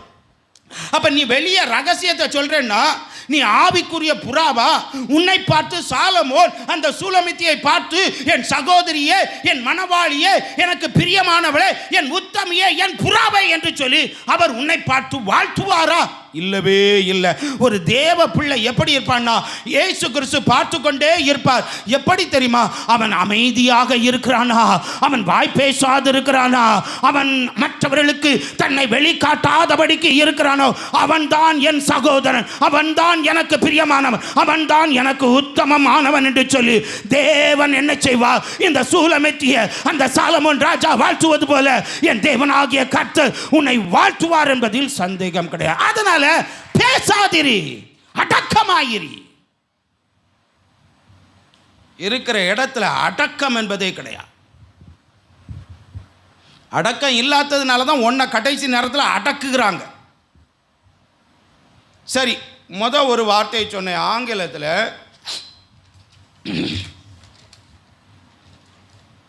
மறைக்கப்பட்ட, அதாவது மறைவிடம், அதற்கு சீக்ரெட் அப்படின்னா ரகசியம். இன்னொரு வார்த்தை கொடுக்குறாங்க சில மொழியாக்கங்களிலே. செக்லூஷன்,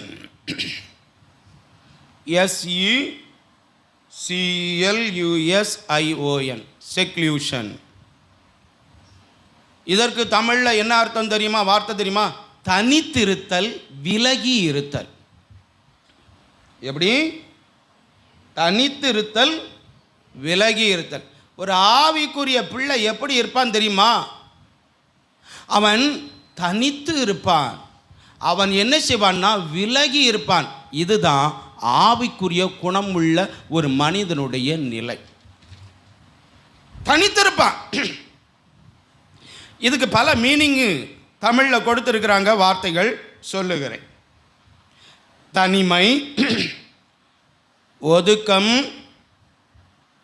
சமுதாய தொடர்பின்மை, மக்கள் தொடர்பின்மை, தனிநிலை, பிறர் பார்வையில் படாத நிலை,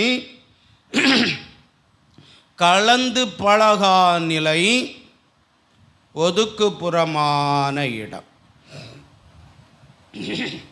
ஒருக்கா கூட சொல்கிறேன். தனித்திருத்தல், விலகி இருத்தல், அதற்கு இன்னும் தமிழில் பல மீனிங் உள்ள வார்த்தைகள் இருக்கிறது.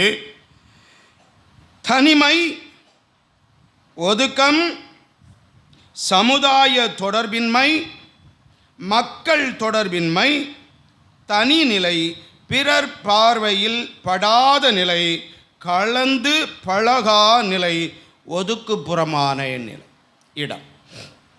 அப்போ ஒரு தேவ பிள்ளை சுருக்கமாக சொல்ல வேண்டுமானால் எதற்கு தனித்திருக்கிறாங்க, எதற்கு விலகி இருக்கிறாங்க?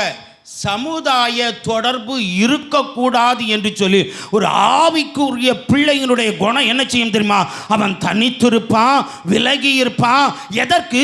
மக்கள் தொடர்பு எனக்கு வேண்டாம் என்றுதான் உயர்ந்த இடத்துல போய் இருந்து அது தனித்து இருக்கிறது, அது விலகி இருக்கிறது. ஆனால் ஆவிக்குரிய பிள்ளைகள், சபையில் இருக்கக்கூடிய தேவ பிள்ளைய, நீ சபையை விட்டு வெளியே போயிட்டேன்னா இந்த உலக மக்களோடு தொடர்போடும், மக்கள் தொடர்போடும், சமுதாய தொடர்போடும் வாழ்கிறது தானே உன்னுடைய நிலை. வேலைக்கு போக வேண்டிய இருக்கிறது, பாடம் படிக்க வேண்டியதுக்கு ஸ்கூலுக்கு போக வேண்டியதுதான். ஆனா அந்த இடத்துல நீ மக்களோடு தொடர்பு வைக்காத. நீ அந்த இடத்திலும் எப்படி வாழ வேண்டும் என்றால் நீ மற்றவர்களை விட்டு தனித்து இருக்க வேண்டும், அவர்களை விட்டு விலகி இருக்க வேண்டும். ஒரு ஆவிக்குரிய பிள்ளை அவள் எப்படி இருப்பாள் என்றால் இந்த உலக மக்களோடு இருக்கக்கூடிய தொடர்பு வேண்டாம், பிறர் சமுதாயத்தோடு தொடர்பு வேண்டாம் என்று சொல்லி அவன் என்ன செய்வான் என்றால் அவன் தனித்து விலகி இருக்கக்கூடிய ஒரு வாழ்க்கை வாழக்கூடியவன் தான் ஆவிக்குரிய குணமுடைய ஒரு விசுவாசி. அவன்தான் புறாவின் குணமுடையவன். வேலை இடத்துக்கு போயாச்சுன்னா மற்றவன் குடிக்கிறான், இவனும் குடிக்கிறான். ஆனால் சபைக்குள்ள அவனை பேச விட்டாச்சுன்னா தேனு மாதிரி பேசுவான். அல்லேலூயா, அல்லேலூயா.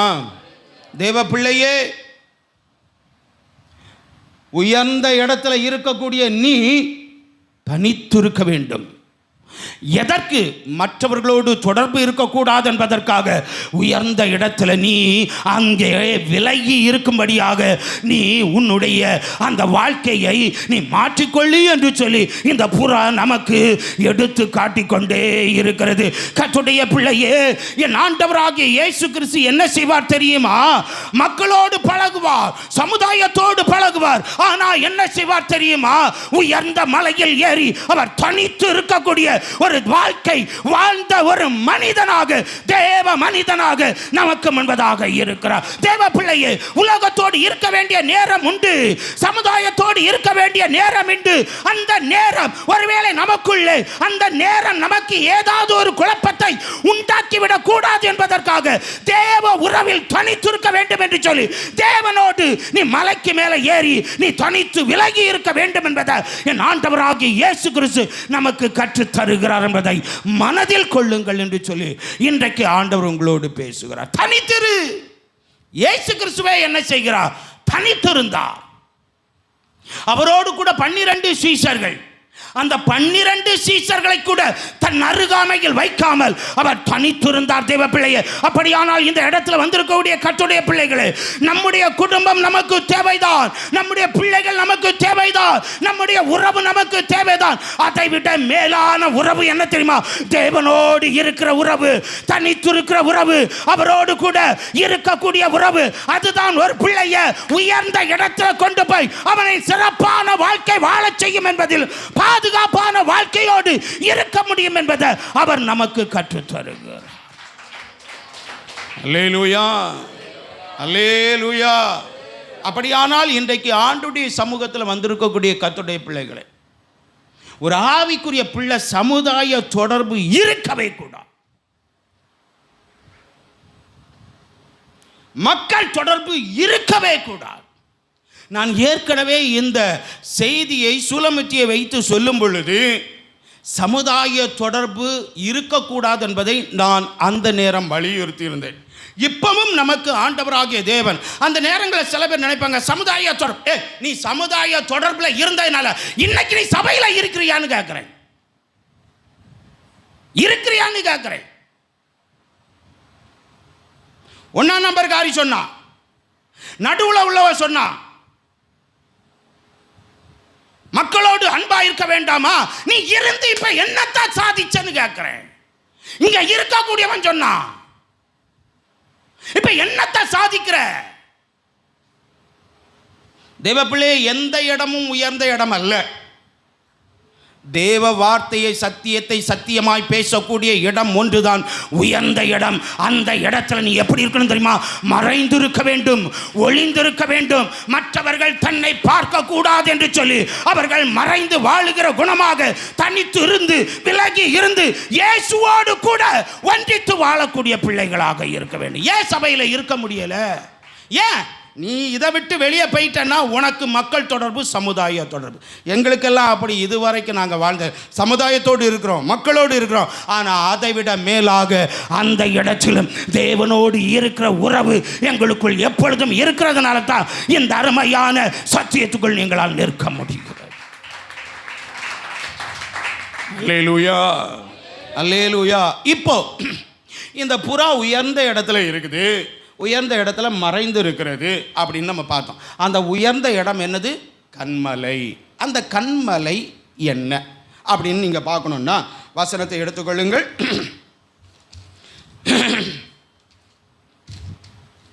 ஒன்று கொரிந்தியரின் புத்தகம்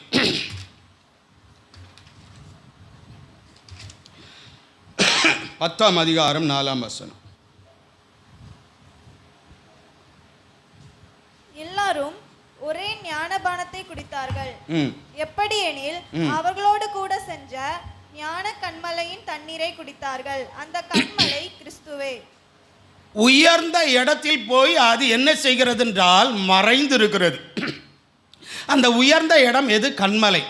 வேதம் சொல்லுகிறது அந்த கன்மலை யார் தெரியுமா? கிறிஸ்து இயேசு. கைகளை தட்டிய நாட்டுக்கு மகிமை சொல்லு.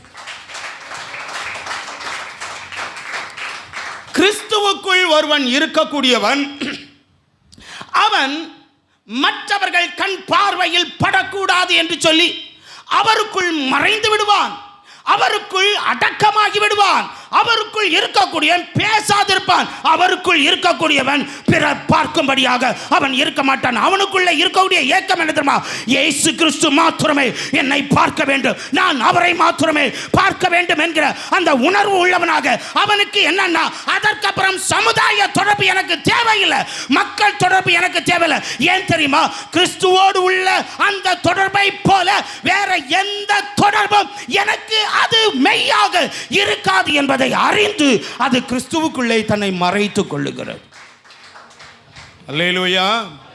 இப்ப யோசிச்சு பாருங்க, பிறர் கண்ணில் படாமல் பேசாது எப்படி வாழ முடியும்? கிறிஸ்துவுக்குள்ள இருக்கக்கூடிய கிறிஸ்துவை பார்த்துக்கிட்டு இருப்பான், அவன் மனுஷனை பார்க்கறதுக்கு அவனால முடியாது.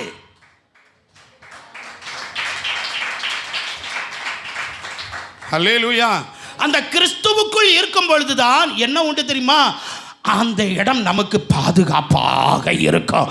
ஏன்னா என்னிடத்தில் இருக்கிறவளை நான் ஒருபோதும் கைவிடவே மாட்டேன். எந்த ஒரு காரியமும் அவனை சேதப்படுத்துவதே இல்லை. இந்த கிறிஸ்துவுக்குள்ள நீ மறைந்து இருப்பேன்னா நிச்சயமாகவே யாரும் உன்னை சேதப்படுத்த முடியாது.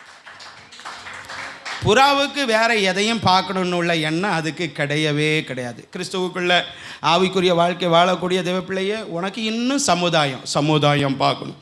சமுதாயம் மாதிரி நீ பரலோக ராஜா. உனக்கும் உன் பிள்ளைகளுக்கும் ஒரு நேரம் பாதுகாப்பு என்பது கேள்விக்குறியாகத்தான் இருக்கும். சொல்லித்தானே ஆகணும் உண்மையை. உயர்ந்த இடம், இதை விட மேலான ஒரு இடம் நமக்கு உண்டா? சமுதாயம் அவ்வளோ பெரிய உயர்ந்த இடமா? இல்லை மக்கள் அவ்வளோ உயர்ந்தவர்களா? சங்கீதக்காரன் தாவீது சொல்வார் 18ஆம் சங்கீதத்தில் 4ஆம் வசனம்.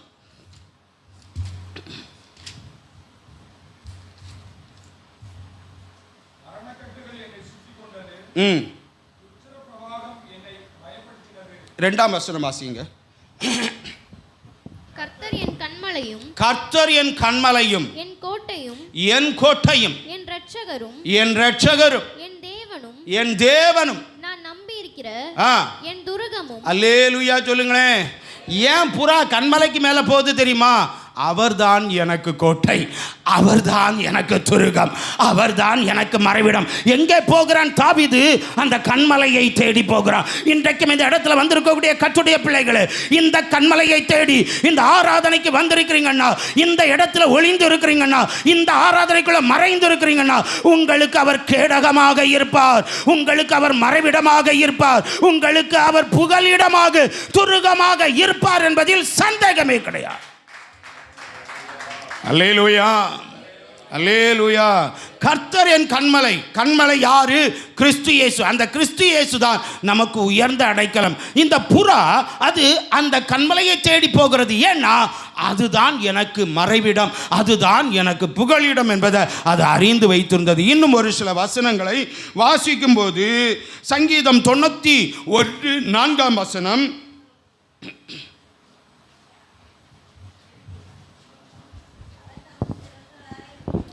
அவர் தமது சிறகுகளாலே உன்னை மூடுவார், அவர் செட்டைகளின் கீழே அடைக்கலம் புகுவாய், அவருடைய சத்தியம் உனக்கு பரிசெயமும் கேடகமாகும். இப்படியே நீங்க கீழே வர வாசிப்பீங்கன்னா அவருடைய ரட்சிப்பு அந்த உன்னதமானுடைய மறைவில் இருக்கும் பொழுது, அந்த கன்மலையில் இருக்கும் பொழுது எந்த ஒரு சேதமும் இரவாகட்டும் பகலாகட்டும், அம்பாகட்டும் ஈட்டியாகட்டும், வாதையாகட்டும், சிங்கமாகட்டும், வலு சர்ப்பமாகட்டும், காண்டாமிருகமாகட்டும், எதுவாக இருந்தாலும் உன்னை சேதப்படுத்துவது இல்லை. இந்த புறா ஏன் கன்மலையில் போய் மறைந்து இருக்கிறது என்றால் பாதுகாப்பாய் இருப்பதற்காக. அல்லேலூயா சொல்லுங்களேன்.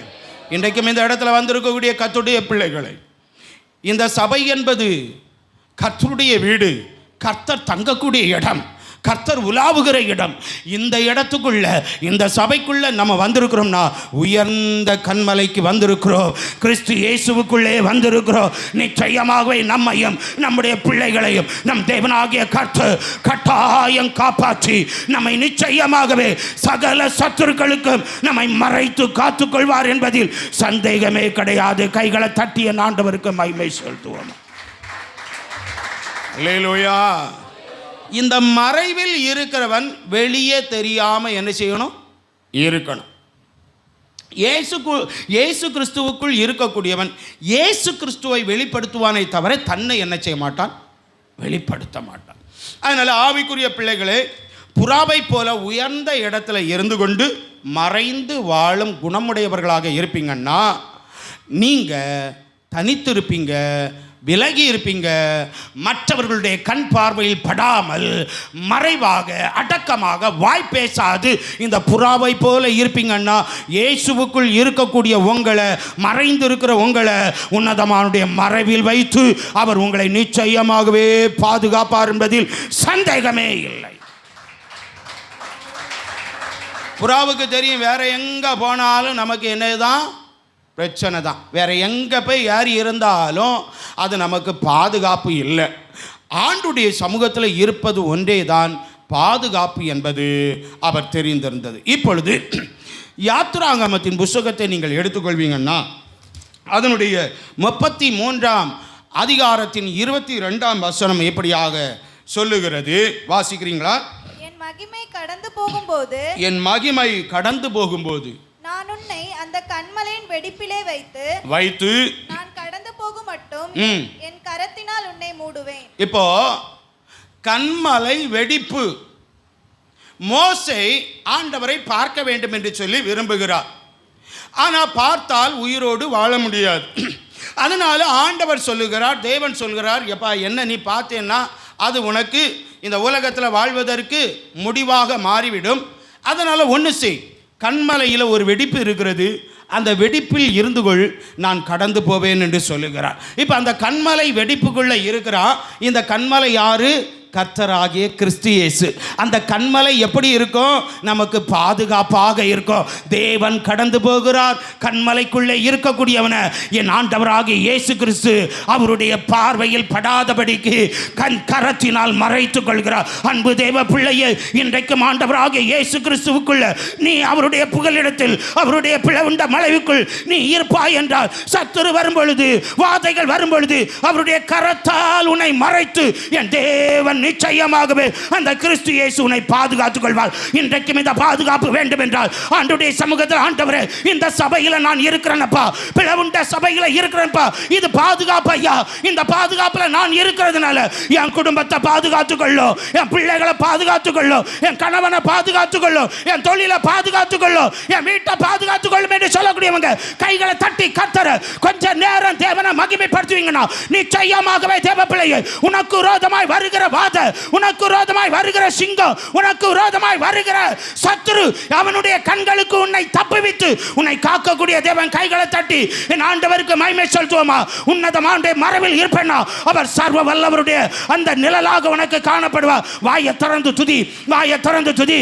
நீ இப்பொழுது துதிக்கும் பொழுது உன் பிள்ளைகளுக்கு என் ஆண்டவராகிய தேவன் ஏதோ ஒரு இடத்துல அவர் பாதுகாப்பா இருக்க போகிறார். கைகளை தட்டுமா, வாயில ஆண்டவருடைய துதி உண்டாகட்டும். உன்னதமான மரபில் இருக்க வேண்டும் என்கிற அந்த உணர்வு உண்டாகட்டும். எல்லா தேவ பிள்ளைகளும் கைகளை தட்டி உன்னதமானவரின்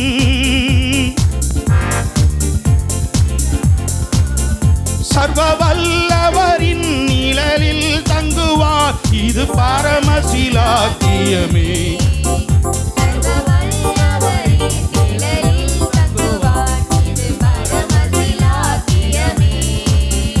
அவர் சட்டையின் கீழ் மூடுவார், அவர் சட்டையின் கீழ் அடைக்காலம் புகவே தம் சிறகுகளால் மூடுவார். தேவன் முன்னாடி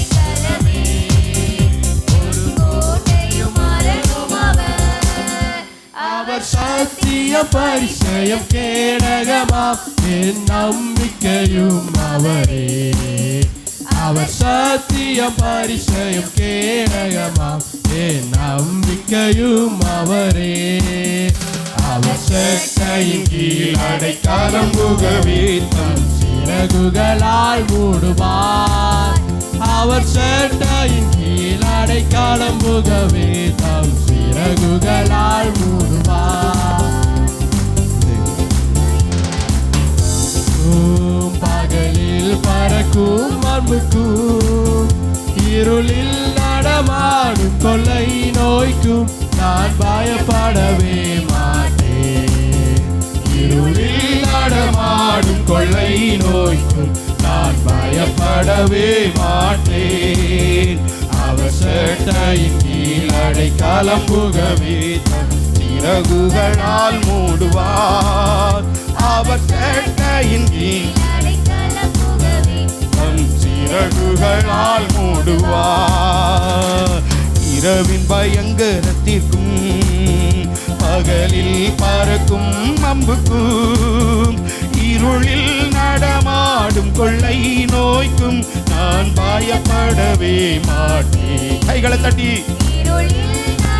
ஆடும் கொள்ளை நோய்க்கும் நான் பயப்படவே மாட்டேன். அவர் சேட்டையின் கீழ் அடைக்கலம் புகவே தம் சிறகுகளால் மூடுவார். அவர் சேட்டையின் கீழ் அடைக்கலம் புகவே தம் சிறகுகளால் மூடுவார். 1000 பேர்கள் உன் பக்கம் விழுந்தாலும் அது ஒரு காலத்தும் உன்னை அணுகிடாதே. உன் தேவன் உண்டாபரமே. அது ஒரு காலத்தும் உன்னை அணுகிடாதே. உன் தேவன் உண்டாபரமே. அவர் சேட்டையின் கீழ் அடைக்கலம் புகவே சிறகுகளால் மூடுவார். அவர் சேட்டையின் கீழ் அடைக்கலம் புகவே தம் சிறகுகளால் மூடுவார். ஆபத்திலும் அவரை நான் நோக்கி கூப்பிடும் வேளையிலும் என்னை தாப்புவித்தே முற்றும் ரட்சிப்பாரே. என் ஆத்துமனே சரவர் என்னை தாப்புவித்தே முற்றும் ரட்சிப்பாரே. என் ஆத்துமனே சரவர். கைகளை தட்டி அடைக்கலம் புகவே தம் சிறகுகளால் மூடுவார். சேட்டையின் கீழ் அடைக்கலம் புகவே தம் சிறகுகளால் மூடுவார். கர்த்தர் நாமம் என் புகலிடமே. கர்த்தரோடு துதித்திடுவேன். ஆமென்.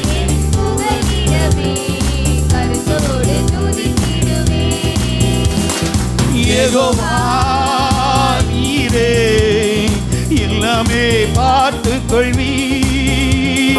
யெகோவா நீரே எல்லாமே பார்த்துக் கொள்வீ. கலங்கலப்பா நாங்க கலங்கலப்பா கலங்கலப்பா நாங்க கலங்கலப்பா. கைகளை தட்டி உற்சாகமாக கர்த்தருடைய நாமம் பலத்த துருகம். நீதிமான் அதற்குள் ஓடி சுகமாய் தங்குவார். அந்த கர்த்தருடைய நாமம் தான் ஆண்டவராகிய இயேசு கிறிஸ்து. யெகோவா நீசியே என்னாலும் வெற்றி தருவீ. யெகோவா நீசியே வெற்றியை தரக்கூடிய தேவன்.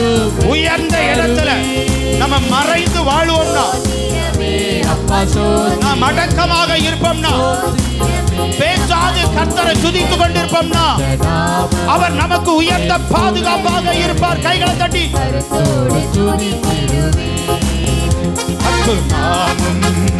என் புகலிடமே. யெகோவா ஷம்மா யெகோவா ஷம்மா கூடவே இருக்கிறீர். யெகோவா ஷம்மா கூடவே இருக்கிறீர். கலங்கலப்பா நாங்க கலங்கல. கைகளை தட்டி உற்சாகமாய் கலப்பா நாங்க கலங்கலப்பா. கர்த்தர் நாமம் என் புகலிடமே. கருத்தோடு துதித்திடுவே. கர்த்தர் நாமம் என் புகலிடமே. கருத்தோடு துதித்திடுவே. கர்த்தர் நாமம் என் புகலிடம். எல்லாரும் கைகளை தட்டி ஆண்டவரை மகிமைப்படுத்துவீங்களா? எல்லாரும் உற்சாகமாக. நிச்சயமாகவே அந்த உயர்ந்த கண்மலையாகிய ஆண்டவராகிய இயேசு கிறிஸ்துவுக்குள்ள நீ மறைந்திருப்பேன்னா நிச்சயமாக உன் வீட்டை பாதுகாக்கிற தேவன், உன் பிள்ளைகளை பாதுகாக்கக்கூடிய தேவன். உன் பிள்ளைகள் எங்கிருந்தாலும் என் தேவனாகிய கர்த்தர் எந்த தீங்கும் அணுகாதபடிக்கு அவர்களை ஆண்டவராகிய தேவன் பாதுகாக்கிறார். இன்றைக்கு என் தேவனாகிய கர்த்தருடைய பாதுகாப்பின் கரம் உங்க குடும்பத்துக்கு மேல வரப்போகிறது. அந்த பிளவுண்ட மலை இயேசுவின் நாமத்தில் மோசேயின் ஆண்டவராகிய தேவன் அந்த பிளவுண்ட மலையில் வைத்து அவருடைய கரத்தால் மூடினது போல இன்றைக்கு என் தேவனாகிய கர்த்தர் உங்க குடும்பத்தை அவருடைய கரத்தால் மூட போகிறார். கைகளை தட்டுங்க. சத்துரு உங்களை பார்க்க முடியாது, சத்துரு உங்களை மேற்கொள்ள முடியாது. இயேசுவின் நாமத்தில் உங்க குடும்பத்தை எந்த தீங்கும் நெருங்காதபடிக்கு இந்த உயர்ந்த கண்மலைக்கு மேல நீ மறைந்து வாழக்கூடிய குணமாக, இந்த சபைக்குள்ள மறைந்து வாழக்கூடிய குணமுடையவளாக நீ இருப்பேன்னா உன் வீட்டை எந்த பிசாசு சேதப்படுத்துவது இல்லை. கையை தட்டி கர்த்தரை மகிமைப்படுத்தி ஆவியில் ஆண்டவரை ஆராதிப்பீங்கன்னா உங்க சரீரத்தை ஆண்டவராகிய தேவன் எந்த தீங்குக்கு விட்டு கொடுக்க மாட்டார். பலவீன கட்டுகள் மாறும். சத்துருவானவன் உன் சரீரத்தை ஆளுகை செய்ய முடியாது. நீதிமானுடைய கொடுங்கோல் உன் வீட்டுக்குள்ளேயோ உன் சரீரத்துக்குள்ளேயோ நிலைத்திருக்க முடியாது. ஒரு விடுதலை பெற்றுக்கொள். சரீரத்தில் ஒரு விடுதலை பெற்றுக்கொள். வியாதியிலிருந்து ஒரு விடுதலை பெற்றுக்கொள். கர்த்தருடைய நாமத்தில் இருப்பேன்னா பலத்த துருகம் உண்டு. உன் சரீரம் நிச்சயமாகவே பலவீனமான சரீரமா இருக்காது. அது காண்டா மிருகத்தை போல, கழுகை போல, பலத்த எருதை போல நிச்சயமாகவே பலன் உள்ளதாக காணப்படும். கைகளை தட்டி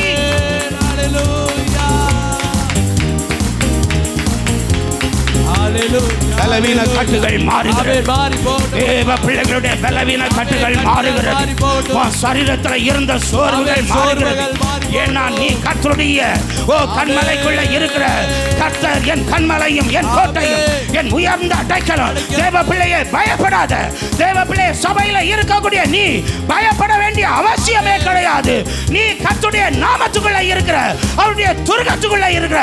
விசுவாசத்தோடு கையை தட்ட வேண்டாம். நிச்சயமாக இப்பொழுது உனக்கு விரோதமாய் எழும்பின சாத்தா, உனக்கு விரோதமாய் எழும்பின வாத என் தேவன் மட்டடிக்க போகிறார். கையை தட்டி கர்த்தரை மகிமைப்படுத்து. கையை தட்டி கர்த்தரை மகிமைப்படுத்து. யா ராகா லாராபோ இக்காரா லாகாரியா. இயேசுவின் நாமத்தில் பல வீடுகளுக்குள்ளாக சத்துருவின் ஆதிக்கங்கள் மாறப் போகிறது. பிசாசுடைய கொடுமை மாறப் போகிறது. பல வீடுகளுக்குள்ள சாத்தானுடைய கொடுங்கோல் இப்பொழுது முறிக்கப்படுகிறது. கையை தட்டி கர்த்தரை மகிமைப்படுத்து.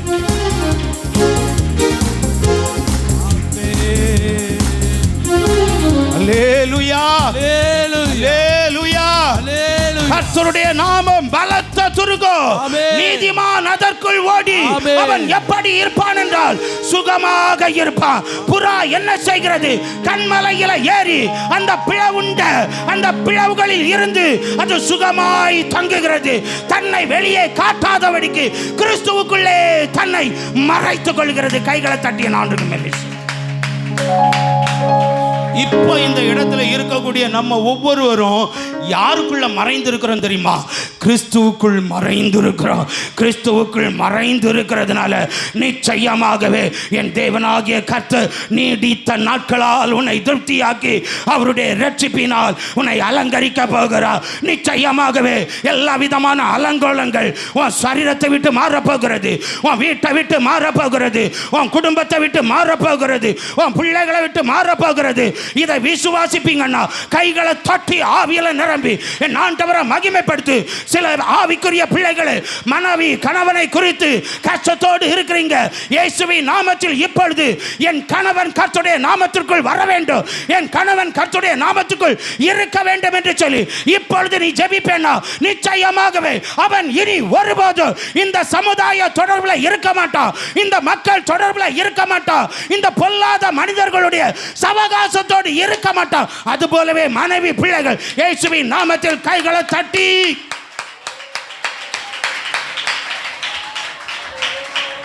அல்லேலூயா, அல்லேலூயா. அப்ப இன்றைக்கு நமக்கு இருக்க வேண்டிய ஒரு மிகப்பெரிய குணம் என்ன தெரியுமா? புறாவை போல உயர்ந்த இடத்துல இருந்து மறைந்து வாழக்கூடிய குணம். அப்படி என்றால் ஒரு ஆவிக்குரிய பிள்ளை உயர்ந்த கண்மலை என்று சொல்லும் பொழுது கிறிஸ்து இயேசு அந்த கண்மலைக்குள்ளே இருந்து மறைந்து வாழும் பொழுது நிச்சயமாகவே அந்த கண்மலை ஆகிய கிறிஸ்து அவனுக்கு பாதுகாப்பா இருப்பார். இன்றைக்கு இந்த இடத்துல வந்திருக்கக்கூடிய கர்த்தருடைய பிள்ளைகளுக்கு என் தேவன் தீர்க்க தரிசனமாய் சொல்கிறார், எதை கண்டும் பயப்படாத, நான் உனக்கு பாதுகாப்பா இருப்பேன். நான் உன் வீட்டுக்கு பாதுகாப்பா இருக்கிறேன். நான் உன் பிள்ளைகளுக்கு பாதுகாப்பா இருக்கிறேன். விசுவாசம் உள்ளவர்கள் கைகளை தட்டிய நம்ம எப்படி இருக்கணும்? ரகசியமாக, அப்படின்னா வெளியே காட்டக்கூடாதபடிக்கு கொஞ்சம் நம்ம குணங்களை எல்லாம் என்ன செய்யணும்? மூட்டை கட்டி என்ன செய்யணும்? என்ன செய்யணும்? பாதாளத்துக்குள்ளே போட்டணும். வெளியே பார்க்கும்படியாக நடக்கிறது. ஒரு திறமை இருக்குன்னா 10 பேருக்கு தெரிகிற மாதிரி அப்படிப்பட்ட ஒரு ஒரு ஒரு ஒரு அந்த திறமையை மக்கள் பார்க்கணும்னு சொல்லிட்டு எவனும் இருக்கவே கூடாது. ஒரு மனுஷன் மறைந்திருப்பானா அவனை பார்க்குறதுக்கு அநேகர் நினைச்சுவாங்க, ஆவலோடு இருப்பாங்க. உன் திறமையை நீ மறைத்து நீ அதை செயல்படுத்தும் பொழுது நிச்சயமாக இந்த உலகம் உன்னை மேன்மையாய் பார்க்கும் என்பது தான் இந்த இடத்துல உண்மை என்பதை மறந்து போகாத. இந்த புறா என்ன செய்கிறது? இன்றைக்கு நம்ம மேன்மையாய் பார்க்கிறோம்னா அதுக்கு அர்த்தம் என்ன தெரியுமா? அது தன்னை உயர்ந்த இடத்துல வைத்து மறைத்து வாழ்கிற குணமுடையதாக இருக்கிறது. அதனால் தெய்வ பிள்ளைகளே, இன்றைக்கு நீங்கள் புரிந்து கொள்ள வேண்டும், எந்த ஒரு அதாவது நான் பெரியவன் அப்படிங்கிற எந்த ஒரு எண்ணமும் நமக்கு இருக்கக்கூடாது. நம்ம படிச்சிருக்கிறோம், நம்மள்கிட்ட பணம் இருக்குது, நம்மள்கிட்ட வீடு இருக்குது, நம்மள்கிட்ட இன்னும் பெரிய காரியங்கள் இருக்கிறது. இது மற்றவர்கள் அறிய வேண்டும், மற்றவர்கள் பார்க்க வேண்டும் என்று சொல்லி முன்ன போய் நிற்க வேண்டியதில்லை. இது தேவன் எனக்கு தந்தது, அந்த தேவனுக்குள்ளேயே நான் மறைந்து இருக்க வேண்டும். அப்பொழுது இதை காட்டிலும் பெரிதானதை நான் பெற்றுக்கொள்வேன் என்கிற அந்த உணர்வு உங்களுக்குள்ளே வர. சரி, நம்ம இப்போ இதுவரைக்கும் என்ன பார்த்தோம்? புறாவினுடைய 3வது குணம் அப்படி தானே? அது என்னது? உயர்ந்த இடத்துல மறைந்து வாழும் குணம். மறைந்து என்கிற அந்த தமிழ் வார்த்தைக்கு ஆங்கிலத்தில் சீக்ரெட், ரகசியம். அதுக்கு இன்னும் பல பொருள் உள்ள வார்த்தைகளை உங்களுக்கு சொன்னேன். என்னென்ன? ரகசியத்தன்மை, மறைக்கப்பட்ட, வெளிப்படுத்தப்படாத, காட்டக்கூடாத, கண் பார்வையில் படாத, பிறர் அறியாது நடத்தப்படுகிற, அடக்கமான, வாய் பேசாது.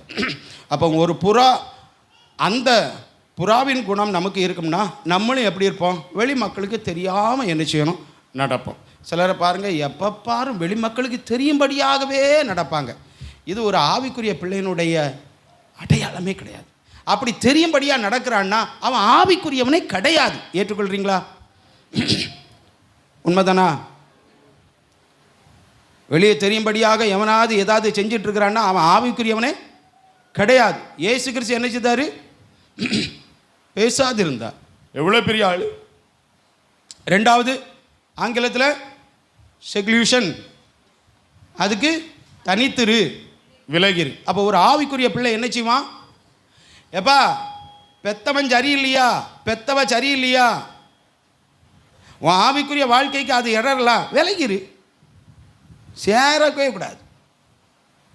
ஆவிக்குரிய வாழ்க்கைக்கு எதெல்லாம் இடலாம் இருக்குதோ அது தேவையில்லை. உன் வளர்ச்சிக்கு, ஆவிக்குரிய வளர்ச்சிக்கு அது தடையாக இருக்குதா, விலகிரு, தனித்திரு. அவங்கள பற்றி புறங்குற வேண்டாம், அவங்கள பற்றி அவதூறாக பேச வேண்டாம். உன் வாழ்க்கை, உன் பிள்ளைகள் ஆவிக்குரிய வாழ்க்கையில் வளரும்னா இந்த சமுதாய தொடர்போடு இருக்கக்கூடிய அந்த பெற்றவங்களை விட்டு விலகிரு. இயேசு கிறிஸ்து விலகி இருந்தாரா, விலகி இருக்கலையா? சொல்லுங்க பாப்போம். இயேசு கிறிஸ்து பெற்றவங்களை விட்டு விலகி இருந்தாரா, இருக்கலையா? தேவ சித்தத்துக்கு பெற்றோர்கள் இடையூறாக இருக்கும் பொழுது அவர் சொன்னார், எனக்கு தாயும் தகப்பனும் யார் தெரியுமா?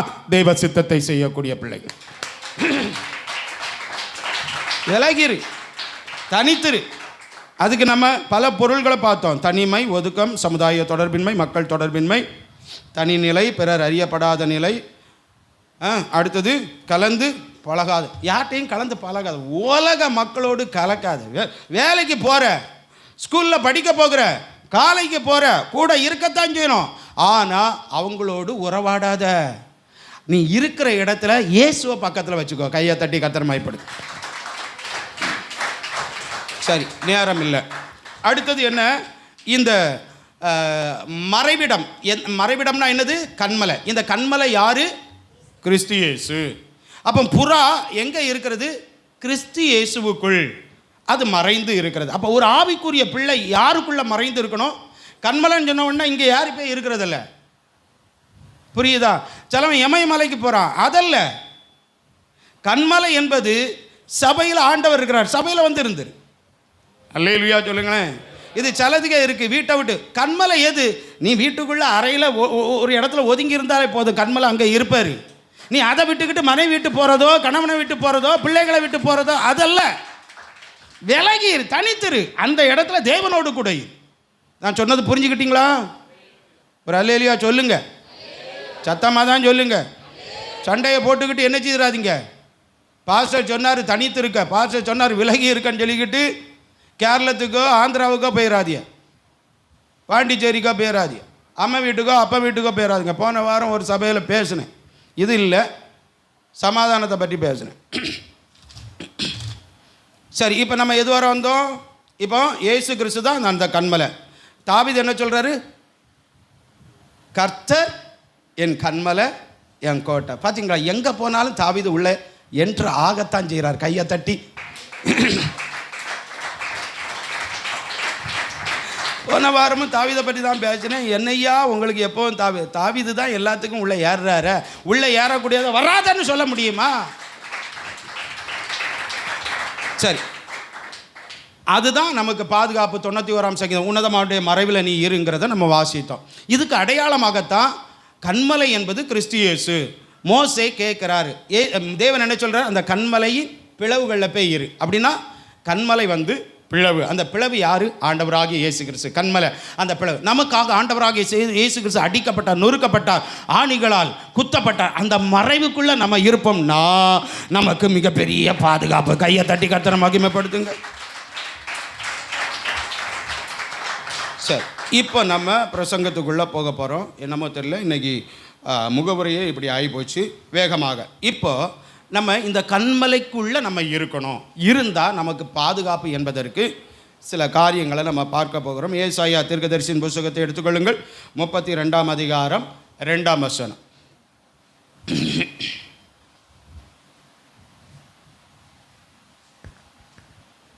அவர் காற்றுக்கு ஒதுக்காகவும் பெருவெள்ளத்துக்கு புகலிடமாகவும் வறண்ட நிலத்துக்கு நீர்க்கால்களாகவும் விடாய்த்த பூமிக்கு பெருங்கன்மலையின் நிழலாகவும் இருப்பார்.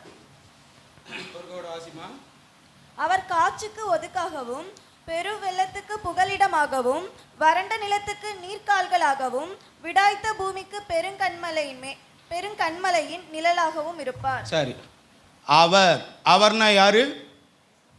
இயேசு கிறிஸ்து. அவர்னா யாரு? இயேசு கிறிஸ்து. இந்த இடத்துல அவர் என்று சொல்லி வருகிறது ஆண்டவராகிய இயேசு கிறிஸ்துவை அங்கே நாம் பார்க்க முடியும். அவர் காற்றுக்கு, ஏன் கன்மலையின் பிளவில் போய் இருக்கிறோம்? ஏன் அவர் சொல்றார் கன்மலைக்குள்ளவா? ஏன்? காற்றுக்கு ஒதுக்கு. அல்லேலூயா சொல்லுங்களேன். அடுத்தது, கன்மலை இடுக்குள்ள இருக்கக்கூடிய நேரத்தில், அதாவது அவருடைய பாதுகாப்புள்ள இருக்கும் பொழுது பெரு வெள்ளத்திற்கு புகலிடம். அடுத்தது, வறண்ட நிலத்துக்கு நீர்க்கால்கள். இறுதியாக விடாய்த்த பூமிக்கு நிழலாக. அல்லேலூயா சொல்லுங்க. காற்று, இரண்டாவது வெள்ளம், மூன்றாவது வறண்ட நிலம், நாலாவது விடாய்த்த. இதற்கு அவர் எப்படி இருக்கிறாரு? ஒதுக்காக இருக்கிறார், புகலிடமாக. ஒதுக்காக. அடுத்தது என்னது? பெரு வெள்ளத்திற்கு புகலிடமாக. அடுத்தது மூன்றாவது எப்படி? நீர்க்கால்களாக. இறுதியாக நிழலாக. அப்போ தேவன் எப்படி இருக்கிறார்? ஆண்டவராகிய இயேசு கிறிஸ்து அந்த கன்மலை எப்படி இருக்கிறார்னா, அந்த கன்மலைக்கு உள்ளே நாம் வரும்பொழுது காற்றுக்கு அவர் ஒதுக்காக இருக்கிறார். அதாவது நம்மை ஒதுக்கி பாதுகாக்கிறார். பெரு வெள்ளத்துக்கு அவர் என்ன செய்கிறார்? புகலிடமாக இருக்கிறார். அல்லேலூயா சொல்லுங்களேன். இப்படி ஆண்டவர் இந்த உலகத்தில் வரக்கூடிய சகல விதமான போராட்டம், பிரச்சனை, பாடுகளுக்கு என் தேவனாகிய கர்த்தர் அவர் பாதுகாப்பாக இருக்கிறார். அவர் எப்படிப்பட்டவர் தெரியுமா? அவர் என்னை பாதுகாக்கக்கூடியவர். அவர் என்னை பாதுகாக்க வேண்டுமானால் அந்த கன்மலை ஆகிய கிறிஸ்துவுக்குள்ளே நான் மறைந்திருக்கும் பொழுது இந்த உலகத்தில் வருகிற காற்றுக்கும், இந்த உலகத்திற்கு வருகிற வெள்ளத்திற்கும், இந்த உலகத்தில் காணப்படுகிற வறட்சிக்கும், இந்த உலகத்தில் காணப்படுகிற விடாய்ப்புக்கும் என் தேவனாகிய கர்த்தர் அவைகளில் நான் அழிந்து போகாதபடி என்னை பாதுகாக்காக, என்னை ஆசீர்வதித்து வழி நடத்தக்கூடிய தேவன் என்பதை இந்த இடத்துல நம்ம பார்க்கிறோம். அல்லேலூயா சொல்லுங்களேன். அப்போ கன்மலையில் வந்தாச்சுன்னா காற்றுக்கு அவர் எப்படி இருக்கிறார்? ஒதுக்காக இருக்கிறார். இப்போ நம்ம இன்னைக்கு காற்று என்று சொல்லுகிறார் அல்லவா? இந்த காற்று என்ன செய்யும் என்பதை வேகமாக சொல்கிறேன். நம்ம காற்றெல்லாம் பார்க்குறோம். காற்று கிடைக்காதா? தூங்குவதற்கு, கொஞ்சம் வெயிலுக்கு, கொஞ்சம் இதமாக இருக்காதா அப்படின்லாம் எதிர்பார்க்குறோம். ஆனால் அதே காற்று மனிதனை மிகவும் கொடூரமாக பாதிக்கிறது என்பதுதான் உண்மை. அந்த காற்று உன்னை பாதிக்காமல் இருக்கணும்னா இன்றைக்கு இந்த புறாவை போல, அந்த புறாவின் குணத்தை போல அந்த கண்மலையின் வெடிப்புகளிலே நீ மறைந்து கொள், நீ ரகசியமாக இருந்து கொள், அதற்குள்ளே அடக்கமாக இருந்து கொள். அப்பொழுது இந்த காற்றுக்கு என் தேவன் உன்னை ஒதுக்கிடமாக அவர் பாதுகாக்கிற தேவன். கைகளை தட்டி நான் காற்று என்ன செய்கிறது? ஒன்று, காற்று உன்னை பயமுறுத்துகிறது. காற்று என்ன செய்கிறது? உன்னை பயமுறுத்துகிறது. ரெண்டு, காற்று என்ன செய்கிறது? உன்னை அந்த காற்றின் போக்கிலே போக விடுகிறது. மூன்று, காற்று என்ன செய்கிறது? காற்று உன்னை முன்னேற விடாதபடிக்கு தடுக்கிறது. காற்று என்ன செய்கிறது? உன்னை மோதுகிறது. காற்று என்ன செய்கிறது? உன் நம்பிக்கையை இழக்க பண்ணுகிறது. அன்பு தேவ பிள்ளையே, இதற்காகத்தான் இந்த பயமுறுத்தலுக்கும், இந்த இடிப்புக்கும், இந்த மோதுதலுக்கும், இந்த நம்பிக்கை இழக்க பண்ணுகிற இந்த காற்றுக்கு நீ மட்டிந்து போகாம இருக்க வேண்டுமானால் இன்றைக்கு என் ஆண்டவராகிய தேவன் உன்னை பார்த்து சொல்லுகிறார், புறாவை போல என்னிடத்தில் வந்துவிடு. இந்த காற்று உன்னை பயமுறுத்தாது. இந்த காற்று உன்னை இழுத்து கொண்டு போகாது. இந்த காற்று நிச்சயமாகவே உன்னை மோதாது. இந்த காற்று உன்னை நிச்சயமாகவே உன் தன்னம்பிக்கை இழக்க செய்யாது என்பதை ஆண்டவர் திட்டவட்டமாய் பேசுகிறார். இன்றைக்கு ஆண்டவருடைய சமூகத்தில் வந்திருக்கக்கூடிய கர்த்தருடைய பிள்ளைகளே, ஏதோ ஒரு விதத்தில் உன்னை யாரோ பயமுறுத்துகிறார்களோ, ஏதோ ஒரு விதத்தில் உன்னையும் உன் பிள்ளைகளையும் அதுக்கு போக்கில் இழுத்து கொண்டு போகிறதா, ஏதோ ஒரு விதத்தில் உன்னையும் உன் பிள்ளைகளையும் மோதி கொண்டு இருக்கிறார்களோ, ஏதோ ஒரு விதத்தில் உன் நம்பிக்கை இழக்க பண்ணி கொண்டிருக்கிறார்களோ, ஏதோ ஒரு விதத்தில் உன்னை தடுத்து கொண்டு இருக்கிறார்களோ, இன்றைக்கு ஆண்டவராகிய இயேசு கிறிஸ்துவின் அடைக்கலத்துக்குள்ள, அவருடைய கோட்டைக்குள்ள இருக்கிற உனக்கு என் தேவன் பாதுகாப்பை தரப்போகிறார். இனி அந்த காற்று உன்னை பயமுறுத்தாது. இனி அந்த காற்று உன்னையும் உன் வீட்டையும் பிள்ளைகளையும் அதுக்கு போக்கில் கொண்டு போகாது. இனி இந்த காற்று உன்னை பார்த்து மோதாது. இனி இந்த காற்று உன்னை தடுத்து நிறுத்தாது. இனி இந்த காற்று உன் நம்பிக்கை இழக்க பண்ணாது. கைகளை தட்டி ஆவியில நிரம்பி ஆண்டவரை மகிமைப்படுத்துவீங்கன்னா இப்பொழுது இந்த புகலிடத்தில் இருக்கக்கூடிய உன்னை எந்த காற்றும் அணுகாதபடிக்கு என் தேவன் உன்னை மறைவிடமாக உன் பிள்ளைகளை பாதுகாக்க போகிறார். ஆவிக்குரிய பிள்ளைகள் சும்மா இருக்க மாட்டாங்க. இந்த வார்த்தைகளை கேட்டு என் பிள்ளைகளுக்கு எந்த காற்றும் பயமுறுத்த கூடாது, எந்த காற்றும் என் பிள்ளைகளை இழுத்து கொண்டு போக கூடாது, எந்த காற்றும் என் பிள்ளைகளை மோதவே கூடாது, எந்த காற்றும் என் பிள்ளைகளை தடுத்து நிறுத்த கூடாது, எந்த பிள்ளைகளும் எந்த காற்றுகளும் என் பிள்ளைகளை நம்பிக்கை இழக்க பண்ணக்கூடாது. இன்றைக்கு ஆண்டவருடைய சமூகத்தில் வந்திருக்கக்கூடிய கர்த்தருடைய பிள்ளைகள், சில மனைவிகளுக்கு உள்ளே ஒரு விதமான கலக்கம். ஐயோ, ஏதோ ஒரு காற்று என் கணவனை பயமுறுத்தி கொண்டே இருக்கிறது, என் கணவனை நம்பிக்கை இழக்க பண்ணி கொண்டே இருக்கிறது. இந்த காற்றுக்கு நீர் என் கணவனை பாதுகாத்துக் கொள்ளுங்க, என் கணவனை பாதுகாத்துக் கொள்ளுங்க என்று சொல்லி ஜெபிப்பீங்கன்னா இன்றைக்கு கர்த்தர் தீர்க்க தரிசனமாய் பேசுகிறார். நிச்சயமாகவே இந்த இடத்துக்குள்ள சில பேர் நம்பிக்கை இழக்கக்கூடிய சூழ்நிலையில் காணப்படுகிறீங்க. ஏதோ ஒரு காற்று உன்னை நம்பிக்கை இழக்க பண்ணுகிறதாக இருக்கிறதோ இன்றைக்கு கர்த்தர் சொல்லுகிறார், எந்த காற்றும் உன் நம்பிக்கை இழக்க பண்ண போகிறதுல, நீ வேண்டினதை, நீ கேட்டதை, உனக்கு வாக்கு பண்ணினதை நான் செய்தே தீர்வேன். விசுவாசிக்கிறவங்க கைகளை தட்டி, விசுவாசிக்கிறவங்க கைகளை தட்டி. யாரும் சும்மா இருக்காதீங்க, யாரும் சும்மா இருக்காதீங்க. தேவ சமூகத்தில், இந்த அடைக்கலமான இந்த தேவனுடைய சமூகத்தில் என் கண்மலைக்குள்ள இருக்கிறேன்னா இந்த காற்று உன்னை நிச்சயமாகவே எந்த தீமையும் உனக்கு செய்ய போவதில்லை. இயேசு உனக்கு ஒதுக்காக இருக்க போகிறார். இயேசு உன் பிள்ளைகளுக்கு ஒதுக்காக இருக்க போகிறார். இனி உன் நம்பிக்கை இழக்க பண்ண முடியாது. இயேசுவின் நாமத்தில் உன் பிள்ளைகளுக்குள்ள இருக்கக்கூடிய நம்பிக்கை இழக்க பண்ண முடியாது. இயேசுவின் நாமத்தில் ஒரு அபிஷேகம் இறங்குகிறது, தேவ விடுதலை இறங்குகிறது, தேவனுடைய பாதுகாப்பு இதற்குள்ள இறங்கி கொண்டிருக்கிறது. அன்பு மகளே, பயப்படாது. அன்பு மகனே, பயப்படாத. இந்த காற்று ஒன்ன தீங்கு செய்யாது. இந்த காற்று உனக்கு துன்றலாய் மாறப்போகிறது. இந்த காற்று உனக்கு ஆசீர்வாதமாய் மாறப்போகிறது. நீ யாரை கண்டு பயந்திருக்கிறாயோ அந்த காரியம் உனக்கு நிச்சயமாகவே ஆசீர்வாதமாய் மாறப்போகிறது. விசுவாசிப்பீங்கன்னா கைகளை தட்டுங்க. விசுவாசிப்பீங்கன்னா கைகளை தட்டுங்க. எல்லா தேவ பிள்ளைகளும் கைகளை தட்டுங்க. ஆவியில நிரம்புங்க. எல்லா தேவ பிள்ளைகளும் நிச்சயமாகவே இன்றைக்கு என் தேவனாகிய கர்த்தருடைய பிள்ளை புறாவை போல இந்த இடத்துக்குள்ள வந்திருக்கிறான்னா, இந்த அருமையான சபைக்குள்ள வந்திருக்கிறேன்னா, நிச்சயமாகவே எந்த காற்று உன்னை அணுகப் போவதில்லை. எந்த காற்று உனக்கு தீமை செய்வது இல்லை. கையை தட்டி கையை தட்டி கையை தட்டி கையை தட்டி இயேசுவின் நாமத்தில் கால்கள் தள்ளாட விட மாட்டார். காக்கும் தேவன் உறங்க மாட்டார். கால்கள் தள்ளாட விட மாட்டார். காக்கும் தேவன் உறங்க மாட்டார். இஸ்ரவேலை காக்கிறவர் என்னாலும் தூங்க மாட்டார். இஸ்ரவேலை என்னாலும் தூங்க மாட்டா. உதவி வரும்.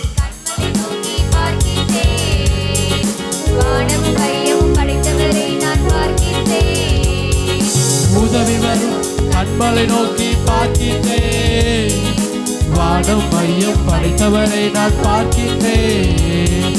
கால்கள் தள்ளாட விட மாட்டார். காக்கும் தேவன் உறங்க மாட்டார். கால்கள் தள்ளாட விட மாட்டார். காக்கும் தேவன் உறங்க மாட்டார். இஸ்ரவேலை காக்கிறவர் என்னால் தூங்க மாட்டார். இஸ்ரவேலை காக்கிறவர் அல்லேலூயா, அல்லேலூயா. அவர் காற்றுக்கு எப்படி இருக்கிறார்?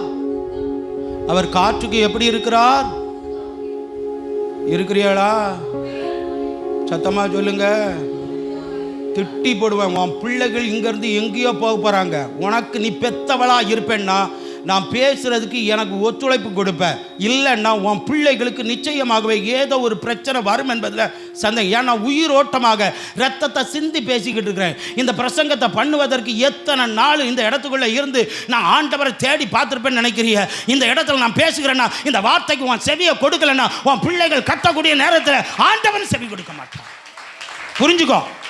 நல்லதா பேசிக்கிட்டு இருக்க சமயத்தில் கெட்டதை பேச அனுமதிக்காத. 5-6 நாளா எடுத்து வச்சு இருந்து நேற்றைக்கு சாயந்தரம் தாங்க இந்த வசனத்தை நான் தியானிக்க ஆண்டவர் வச்சாரு. 5-6 நாளா வந்து இருந்து எதுவும் சரியாமையாது. ஆண்டவரே, நான் என்ன செய்வேன்? நான் இந்த மக்களுக்கு என்னத்தை கொடுப்பேன்? புறாவை பற்றி பேசணுமே. புறா உயர்ந்த இடத்துல இருக்குது, அது பாதுகாப்பாக இருக்கு. இந்த மக்களுக்கு நான் என்னத்தை சொல்லதுக்குன்னு சொல்லிக்கிட்டு எத்தனை நாள் கதறிப்பேன் நினைக்கிறீங்க? எத்தனை நாள் இரவில் எனக்கு நிம்மதி இல்லாத தூக்கம் நினைக்கிறீங்க? இவ்வளவு கஷ்டப்பட்டு எடுத்ததுக்கு அப்புறம் உன் பிள்ளை எங்கேயா போறா? நீ இருந்துக்கிட்டு வாயா பறந்துக்கிட்டு இருக்கிற இல்லையா?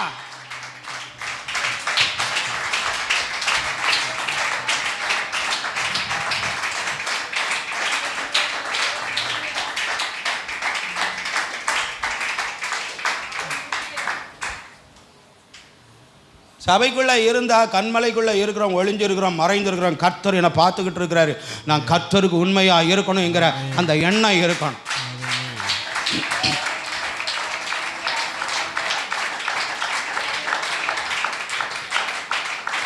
இனி சிலருக்கு என்னன்னா மணி மணி மணி முடிச்சிருவோம்.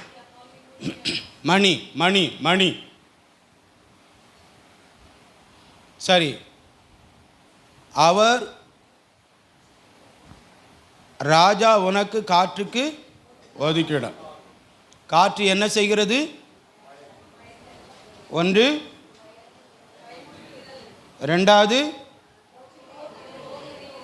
காற்று போகிற போக்கிலேயே கொண்டு போகுது. மூன்றாவது, உன்னை விடாமல் தடுக்கிறது. நாலாவது, காற்று மோதுகிறது. ஒன்று, காற்று பயமுறுத்துகிறது. 2, காற்று தன் போக்கிலே இழுத்து கொண்டு போகிறது. 3, காற்று முன்னேற விடாமல் தடுக்கிறது. 4, காற்று மோதுகிறது.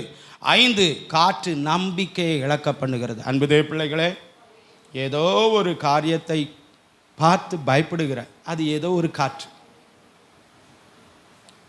உன்னை அறியாமலேயே உன் மனைவி பிள்ளைகளை எங்கேயோ இழுத்துக்கிட்டு போகுது. இது ஒரு காற்று. 3வது, முன்னேற விட மாட்டேங்குது, பலரை முன்னேற விட மாட்டேங்குது. இது ஒரு காற்று. சில வீட்டை மோதிக்கிட்டே இருக்குது ஏதோ ஒன்று. இது ஒரு காற்று. சிலருக்க வாழ்க்கையில் இனி நம்ம தப்பிக்கிடவே முடியாது, நம்பிக்கை இழக்கப்படு. இது ஒரு காற்று. இந்த காற்றுக்கு நீ தப்பணும்னா புறாவை போல கண்மலைக்கு போ. அப்படியே முழங்கால் போடுங்க, அப்படியே முழங்கால் போடுங்க. ஆண்டுடைய சமூகத்தில் இதை பற்றி நம்ம விளக்கத்தை அடுத்த வாரம் நம்ம கேட்போம். ஆண்டுடைய சமூகத்தில், ஆண்டவரே என் வீட்டையும் ஏதோ ஒரு காற்று பயமுறுத்திக்கிட்டு இருக்கிறது. ஏதோ ஒரு காற்று என் பிள்ளைகளை அதுக்கு போக்கிலே இழுத்துட்டு போகுது. என் பின்னாடி இல்லை, என் கூட இல்லை, ஏதோ ஒன்று இழுத்துட்டு போகுது.